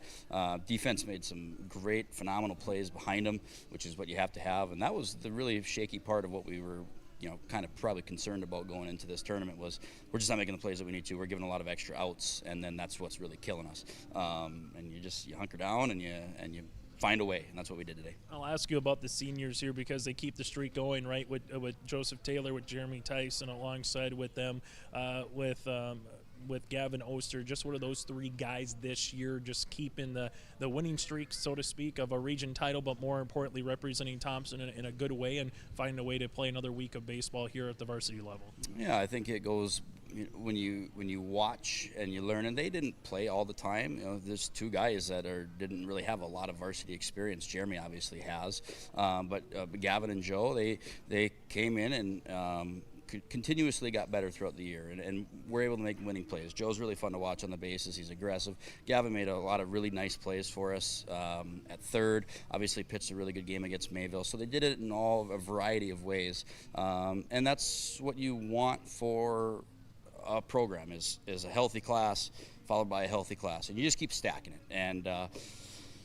you know, that's just kudos to them for continuing a tradition and a standard. I remember we talked about the first meeting of the year. We talked about we're not going to let the standard change. Did we lose 5 starters? We did. But you can make excuses all day long, and they didn't. And like I said, there were some days where it was tough, and there were some hard conversations. But they took it and ran with it and did a really good job. So proud of them. Final thing that I'll ask you, you obviously got to wait to see what happens up in Region 4 to see the all 8 teams. But as you make your way to state next week here, what's the message to this club? And we've heard a couple of guys say, hey, we have a chance to go out there, win, compete, do everything else so far. So is that simply the message, Solis, as you find out who your matchup's going to be come Thursday, either afternoon or evening? Yeah, we're going to celebrate a little bit here, and then we'll see what happens. I think the seeding will come out tonight, and we'll see what we got. There's a lot of really good teams in the field, and there's really just when you look around the state and all 8, there's a team that's got an arm or 2 arms.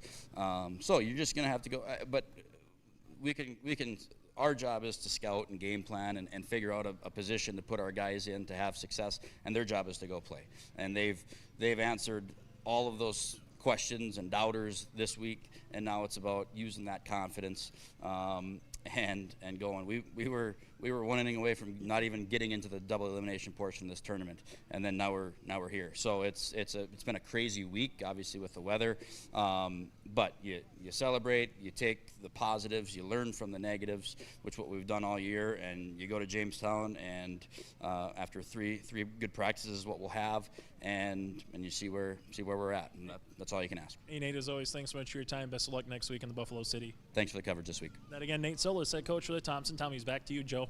Okay, Chase, thank you so much. And Chase going over to get a couple more interviews. As I was about to say, our precision play of the game brought to you by Agassi Precision Ag, your local precision planting dealer. Agassi Precision Ag in Hillsboro. Call 701-436-2119 or visit planterdoc.com. R.J. Anderson with that for his precision. Not many more than 100 pitches to get through a complete game 4 hitter. So R.J. Anderson, our precision play of the game, brought to you by Agassi Precision Ag. And Chase Miller is back on the field. Thank you very much, Joe. Right on cue with our Agassi Precision Ag play the contest. R.J. Anderson. R.J., first and foremost, congratulations. Just what does this mean for you and this team to make it to a state tournament here coming up next week in Jamestown? Just lets us know that we have a chance in anything. Came up big in these few games. They were a little close, but we hold our own. Able to go through, obviously not the start that you wanted, probably with a hit by pitch, a walk, a buck, and everything, but what really worked after that just to kind of get a couple of 3-up, 3-down innings and let the defense work behind you? I just adjusted a little bit. My defense, I really have my trust in them. Just lay out for any plays and stuff like that. Able to get a couple of fastballs over across the plate, the breaking ball as well. Just kind of was working with you for those 2 pitches to keep those Burrow batters a little bit off place. Just got to locate them a little better because I gave up a few, but my outfielder was right there. It was just way better than I thought I would have ever done. As you go through the tournament, at what point did Coach Solis, the coaching staff, say, hey, RJ, we're going to need you, come this winner-take-all championship? What was kind of going through your mind knowing that you're going to take the hill and be a starter here this afternoon? I was a little nervous, but then this morning I woke up and I just knew I wanted it more than anyone else on this field. Just want to give our team the best chance I can. Able to see your lineup get up and down the base pass, get guys on early, get stolen bases. Just what does that do from a pitching perspective, knowing that, hey, even if I give up a run or two, that there's a good chance that we're going to put up a run or two in that next half inning? Yeah, we're a great hitting team. We take bases when we need them, and we just go gap to gap. That's all we've talked about in practice. It just came in big for us, obviously, in this last game and the games before.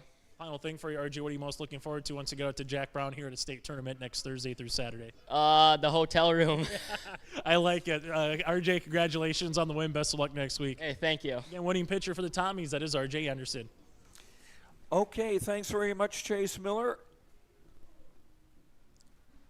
And we're going to get to a wide shot here of Scott Berry Field at Mayville State University. Thompson Tommies, their 10th consecutive Region 2 championship as they defeat Hillsboro Central Valley 9-2, and the Tommies now a chance for a 5th consecutive state Class B championship, and that will start on Thursday. Times to be determined, opponents to be determined. Actually, the final field still to be determined, with Park River area taking on with a game today against Langdon area Munich, and that is going to pretty much, we'll see who the final 8 are and who's going to play where, when, and we will have coverage of State Class B baseball on yourliveevent.com. We'll be following Kindred, as well as Thompson. And we'll also be following state Class B softball. Also from Jamestown on yourliveevent.com.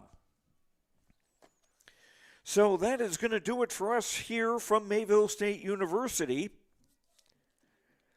Not according to the schedule that was planned. We were originally supposed to go Monday, Tuesday, and then Wednesday if necessary. The weather made it necessary to go Wednesday, Thursday, Friday.